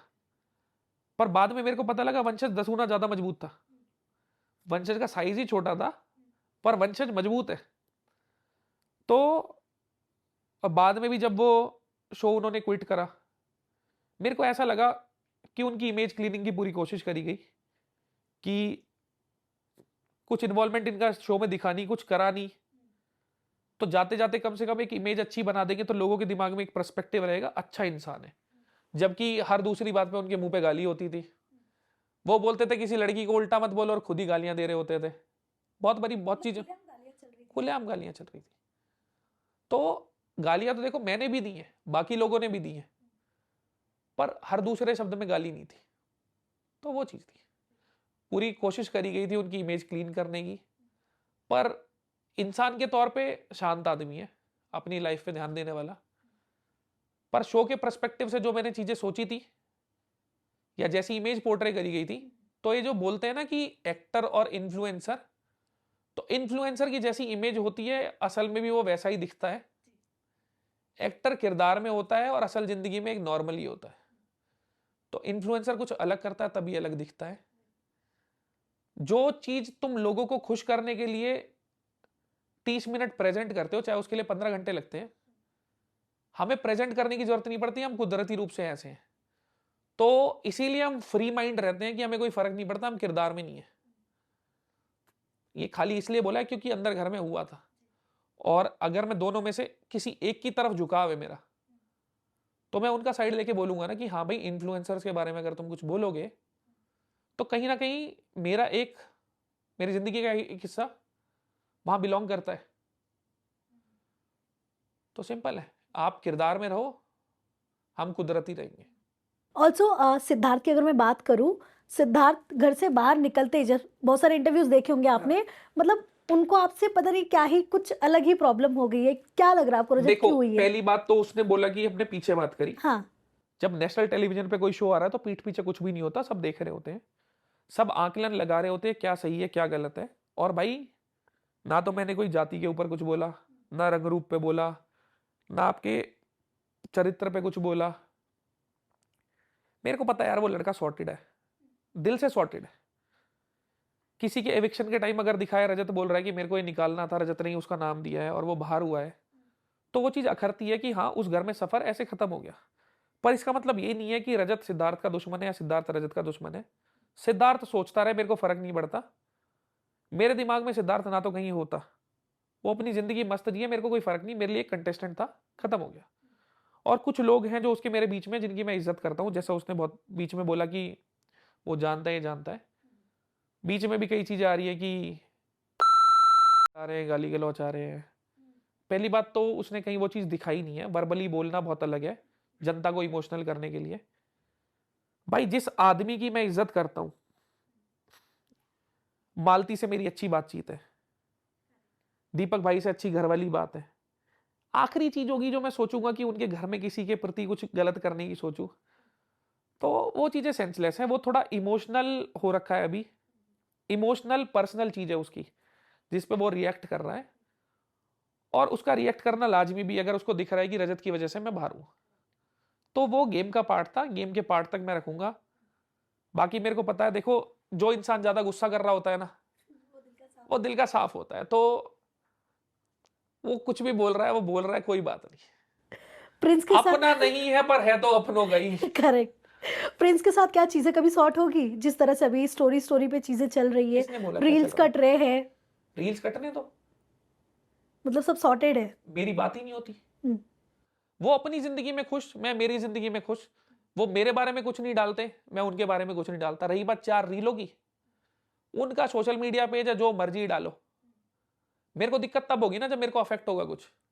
अब उन्होंने रिसेंटली एक रील डाली जहां में कुछ बोला ऐसे करके डाल दे, तुम्हारे एडिटर ने बनाई है, क्या पता, हो सकता है तुमने देखी भी ना हो अपलोड करने से पहले, तुम्हारा पेज कोई और। मैं इतना लोड नहीं देता। आपका पेज है, आप बिंदास चलाओ, आपका मुंह है, आप कुछ भी बोलो। मेरे लिए गेम था, गेम खत्म हो चुका। मैं एक प्रोजेक्ट पे था, प्रोजेक्ट पूरा कर चुका। मैं मेंटली फिजिकली मेरी प्रेजेंट लाइफ में हूं और मैं उसे अच्छे से जी रहा हूं। शो की चीजें शो तक छोड़ चुका हूं। शो का एक क्राइटेरिया था ना खेलने का, मैंने वैसे खेला है। अच्छा, आपने एक चीज और बोली थी अंदर, कि अंदर जाने से पहले आपको कम से कम पहले बाहर बहुत सारे कॉल्स आए थे कि कुछ करना मत। देखो, बहुत सारी चीज क्या है ना, कि प्रिंस और मेरे बीच में बहुत सारे लोग कॉमन है, जी, जिनका उधर भी अच्छा रिश्ता है, मेरी तरफ भी अच्छा रिश्ता है। सामने से ही बात आई थी, मैंने किसी को रीच आउट नहीं करा, प्रिंस की तरफ से नहीं, बीच वाले लोगों की तरफ से, कि भाई भाभी भी हैं, तो तुम देखना आपस में लड़ाई ना हो, क्योंकि तुम तो शो के अंदर होगे, तुम शो के अंदर होगे, तुम बाहर बात नहीं कर सकते किसी से। कहीं तुम्हारा कुछ चल रहा हो, उसके चक्कर में बाहर यहाँ जूता बज रहा हो। तो सिंपल यार, एक बहुत सिंपल लॉजिकल चीज है। उनका एक अपना परिवार है, भाभी के साथ हमारी बहुत अच्छा रिश्ता है, कभी क्लैश। और वो एक भाभी के साथ बोलने वाला रिश्ता नहीं, वो मानने वाला रिश्ता है। अगर वो आखिरी दिन पे अपने बच्चे को ला रहे हैं और वो बच्चा मेरे पास नहीं आ रहा, तो भाभी बोल रहे देखो, इसको भी पता लग गया चाचू और इसके पापा की बची पड़ी है यहाँ। तो अगर वो चाचू बोल रहे हैं तो अपना समझ के ही बोल रहे हैं ना, और चाहे बोलने को ही बोल रहे हैं। तो जो बच्ची है सामने, मैं उसके घर में क्यों कलेश लाने की सोचूंगा? शो है, शो मस्त चलाओ, शो देखो, शो खेलना था, जिसके पास जो खेलने का तरीका था खेला। किसी ने अच्छा खेला, किसी ने खराब खेला, पर रूल थोड़ी थे कि कैसा खेलना है। जनता जज करेगी। मैं किसी के बारे में यहाँ क्यों उल्टा बोलूं जब मेरे मन में ही कुछ गलत नहीं है। अच्छा, आपको प्रिंस प्लेयर कैसे लगे? देखो, आपको कंपटीशन देने वाले लगे कि नहीं? मैं बिल्कुल सीधी चीज बताता हूं, मैं हमेशा खुद को अपनी नजरों में ऊपर समझता हूं। हर इंसान को समझना चाहिए, चाहे वो प्रिंस हो, मैं हूं या कोई भी हो। अगर एक इंसान मेरे विरोधी था ना, और कोई मैं किसी को ऑपोजिट देख रहा था, तो वो प्रिंस ही था। चाहे वो अच्छा खेल रहा था, चाहे वो बुरा खेल रहा था, पर वो खेल रहा था। अगर वहां पे प्रिंस नहीं होता तो मुझे लगता नहीं है कि कोई दूसरा इंसान था जो एक कमांड पकड़ पाता। उनके पास 10 साल का, 8-10 साल का जो भी एक्सपीरियंस है, वो कुदरती रूप से उनके इनकोडेड है कि उन्हें गेम कैसे खेलना है। मेरा ये पहला सीजन था कि मैंने इससे पहले ऐसा गेम खेला नहीं है, पर मैं बहुत खुश हूं क्योंकि मैं चीजें जल्दी सीख लेता हूं ऊपर वाले करम से। उन्होंने अच्छा खेला बुरा खेला वो देखें। मैं आंकने वाला कोई नहीं हूं। हमें कोई रूल बुक नहीं दी हुई थी कि तुम ये नहीं कर सकते, वो नहीं कर सकते। बात जीतने की होती है। उन पे जो हो पाया उनने वो करा, मेरे पे जो हो पाया मैंने करा। कभी आउटकम उनके फेवर में आए, कभी हमारे फेवर में आए। एंड में जो होगा होगा। एंड में यही होगा, वो अपने परिवार के साथ खुश होंगे, मैं मेरे परिवार के साथ खुश होऊंगा।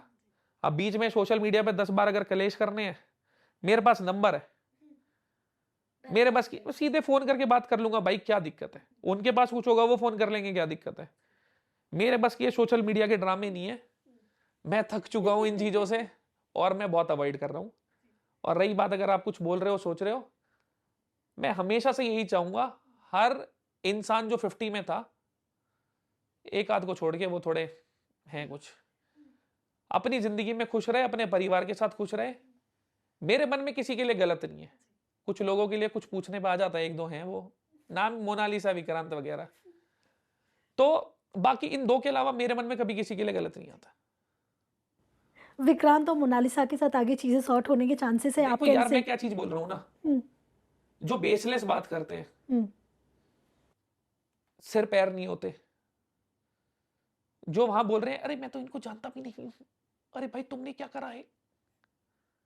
तुम वहां एक गमछा ओढ़ के दिखाते हो, बहुत देसी बन के दिखाते हो, टास्क के टाइम बोलते हो मैं 1 घंटे पकड़ ले, बोलो मत करो ना।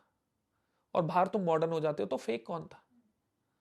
तुम पहचान बता रहे हो, तुम नेपो हो। भाई मैं नेपो नहीं हूं, मैं मेरे दम पे यहां तक आया हूं।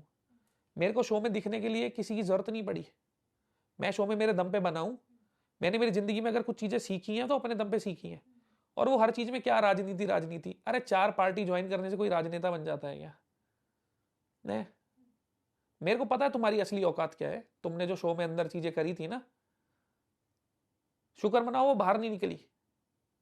वैसे ही तुम्हें कोई नहीं पूछता, वो पता लगी तो लोग थूकेंगे। और खुद को बोलता हमने अपने टाइम पे ये करा, तब तो ये नहीं है। मैं तो द द 50 की कोई ग्रुप बनी है ना। कहा है मेरा फोन, चेतन भाई पकड़ा ना। मित्र मित्र, देखो कौन कौन है। सबसे ज्यादा कौन मैसेज करता है और कितने लोग हैं इसमें? अरे सबसे ज्यादा तो मेरे हिसाब से निक्की करती है इसमें। 50 बिल्ला शॉट, द 50। हाँ, ग्रुप का नाम ही बिल्ला इसमें शॉट है। 22 लोग हैं, ठीक है। मतलब फिर से बताइए, ग्रुप का नाम क्या है? ग्रुप का नाम है बिल्ला शॉट, हम्म, ऐसे एक डंडा, द 50। हम्म, 22 लोग हैं। मतलब यार हमारी अलायंस में कम लोग थे। अच्छा, कुछ लोग तो ना इधर के थे ना उधर के थे। एडमिन कौन है? अरे एडमिन तो यार इसमें अर्चना भी है, लक्ष्य भी है, कटारिया भी है, फैजू भी है, दिग्विजय भी है। अच्छा जी, आपको एडमिन नहीं बनाया गया इसमें? कोई दिक्कत नहीं है। तो इसमें है अरबाज, दिग्विजय, रुको पूरा बताता हूँ। मैं, दिग्विजय, फैजू, कटारिया, लक्ष्य, अर्चना, अरबाज, अर्चित, फैज, निक्की, सपना दीदी, श्रुतिका, वंशज, अर्चित, मनीषा, चाहत, रचित, दुष्यंत, अर्चना, आरुषि, मैक्सटन, जानवी, अदनान और एक और है, वो पता नहीं कौन है। क्या बात है। तो सबसे ज्यादा मैसेज इसमें निक्की कर रही है। आपको कितना मजा आ रहा है? मतलब ऐसे आता ये है कहते हैं मजा, ना, तभी तो भाईचारा वीडियो कॉल कर देते हैं रात के 2 बजे, 3 बजे, 4 बजे। जी। आपके लिए रिश्ते कितने मायने रखते हैं और दोस्ती आपके लिए क्या है? दोस्ती भी एक रिश्ता ही है। रिश्ते जीवन का सार है। आपके पास सब कुछ है पर शेयर करने के लिए लोग नहीं है, चाहे वो अच्छी चीजें हो, चाहे खराब हो, चाहे दुख हो, चाहे सुख हो, तो लाइफ पॉइंटलेस है। लाइफ में आपके गोल होने चाहिए, एम होना चाहिए, और अपने लोग होने चाहिए। अपने लोग में भाई बहन, बीवी, बच्चे, दोस्त, हर कोई है। रिश्ते जितने हो और जितने मजबूत हो, उतना जिंदगी बेहतर होती है। जितने रिश्ते खराब हो, उतनी जिंदगी नरक बनती है। कैसे लोगों के साथ आपकी जिंदगी में उठ बैठ है, आपका परिवार कैसा है, वही डिसाइड करता है आपकी जिंदगी किस डायरेक्शन में जाएगी। तो वो लोग हैं आसपास वाले जो डिफाइन करेंगे कि जिंदगी कैसी है और कहां जानी है। तो अपने आसपास के लोग अच्छे चुनो। जो परिवार है वो तो परिवार रहेगा, पर जहां तुम्हारे हाथ में है कि किसके साथ रखना है किसके साथ नहीं रखना। दिमाग वाले लोगों के साथ रखने की लोग कोशिश करते हैं, पर वो चीज थोड़े टाइम चलती है। दिल वालों के साथ रहोगे तो चीजें बेहतर मिलेंगी, और जब आखिरी सांस ले रहे होगे और पुरानी जिंदगी याद कर रहे होगे तो दुख से ज्यादा हो सकता है सुख के पल याद है। ओके, एक और सवाल ज़रूर पूछना चाहूँगी मैं, क्योंकि ये आपके फैंस फिर मुझे कहते हैं ना, डीएम में मुझे मैसेजेस आते हैं कि चाहत के बारे में क्यों नहीं पूछा। तो एक बार तो फिर भाई सारे दोस्तों को नमस्ते, राम राम, ख्याल रखो, खुश रहो, मुझे राहत दो, चाहत आप रख सकते हो। तो thank you so much Rajat ji. But एक चीज़ और बता दो, शिव ठाकरे विनर है या फैजू? देखो, मैं बहुत सिंपल चीज आपके आगे रखता हूं। जितने भी लोग थे, हमें नहीं पता कि विनर कौन है, ईमानदारी से ही नहीं पता, और पता होता मैं तो भी नहीं बताता। मैं यहां पे ये नहीं बोलूंगा कि फैजू विनर है या शिव विनर है। फैजू मेरी साइड का है, पर मैं फिर भी कुछ नहीं बोलूंगा, क्योंकि वो फैसला मेरा नहीं है। कौन डिजर्विंग है कौन डिजर्विंग नहीं है वो आप पूछ चुके। अब आगे 22 तारीख को खुद खुलासा होगा कि कौन है। फैजू होगा तो एक बार ट्रॉफी साथ में उठा लेंगे, शिव होगा तो भाई शिव को ऑलरेडी मुबारक हो, भाग्य में था तो मिल गया, तो जिसके हाथ में आएगी आएगी। कैसा लगा आपको हमसे इतनी बातचीत करके? मतलब वो जो आप आपकी पुरानी यादों की गलियों में एक राउंड मार कर आए हो। मजा आया। अगली बार दोबारा मत पूछना। पर ये चीजें कभी कभार की होती हैं भाई, रोज रोज की नहीं होती। और बहुत सारे किस्से मैंने रोक दिए हैं, वो मैं 2-3 महीने बाद बताऊंगा ताकि इंटरेस्ट बना रहे। Thank you so much Rajat जी, आप ऐसे ही धमाल मचाते रहो। जाते जाते ये बता दो, अब कौन सा नया प्रोजेक्ट करना है आपको? कुछ चीजें हाथ की वजह से खराब हो गई हैं। लॉकअप है, रोडीज है, प्लेग्राउंड है। मैं कुछ नहीं बोलूंगा जब तक कोई साइनिंग नहीं होती। मैं एक एजेंसी से बाउंडेड हूं, और पता है मेरा कोई एजेंसी का कॉन्ट्रैक्ट नहीं बना हुआ, तो बाकी एजेंसी वाले देख रहे हो तो मुझे रीच आउट कर लेना।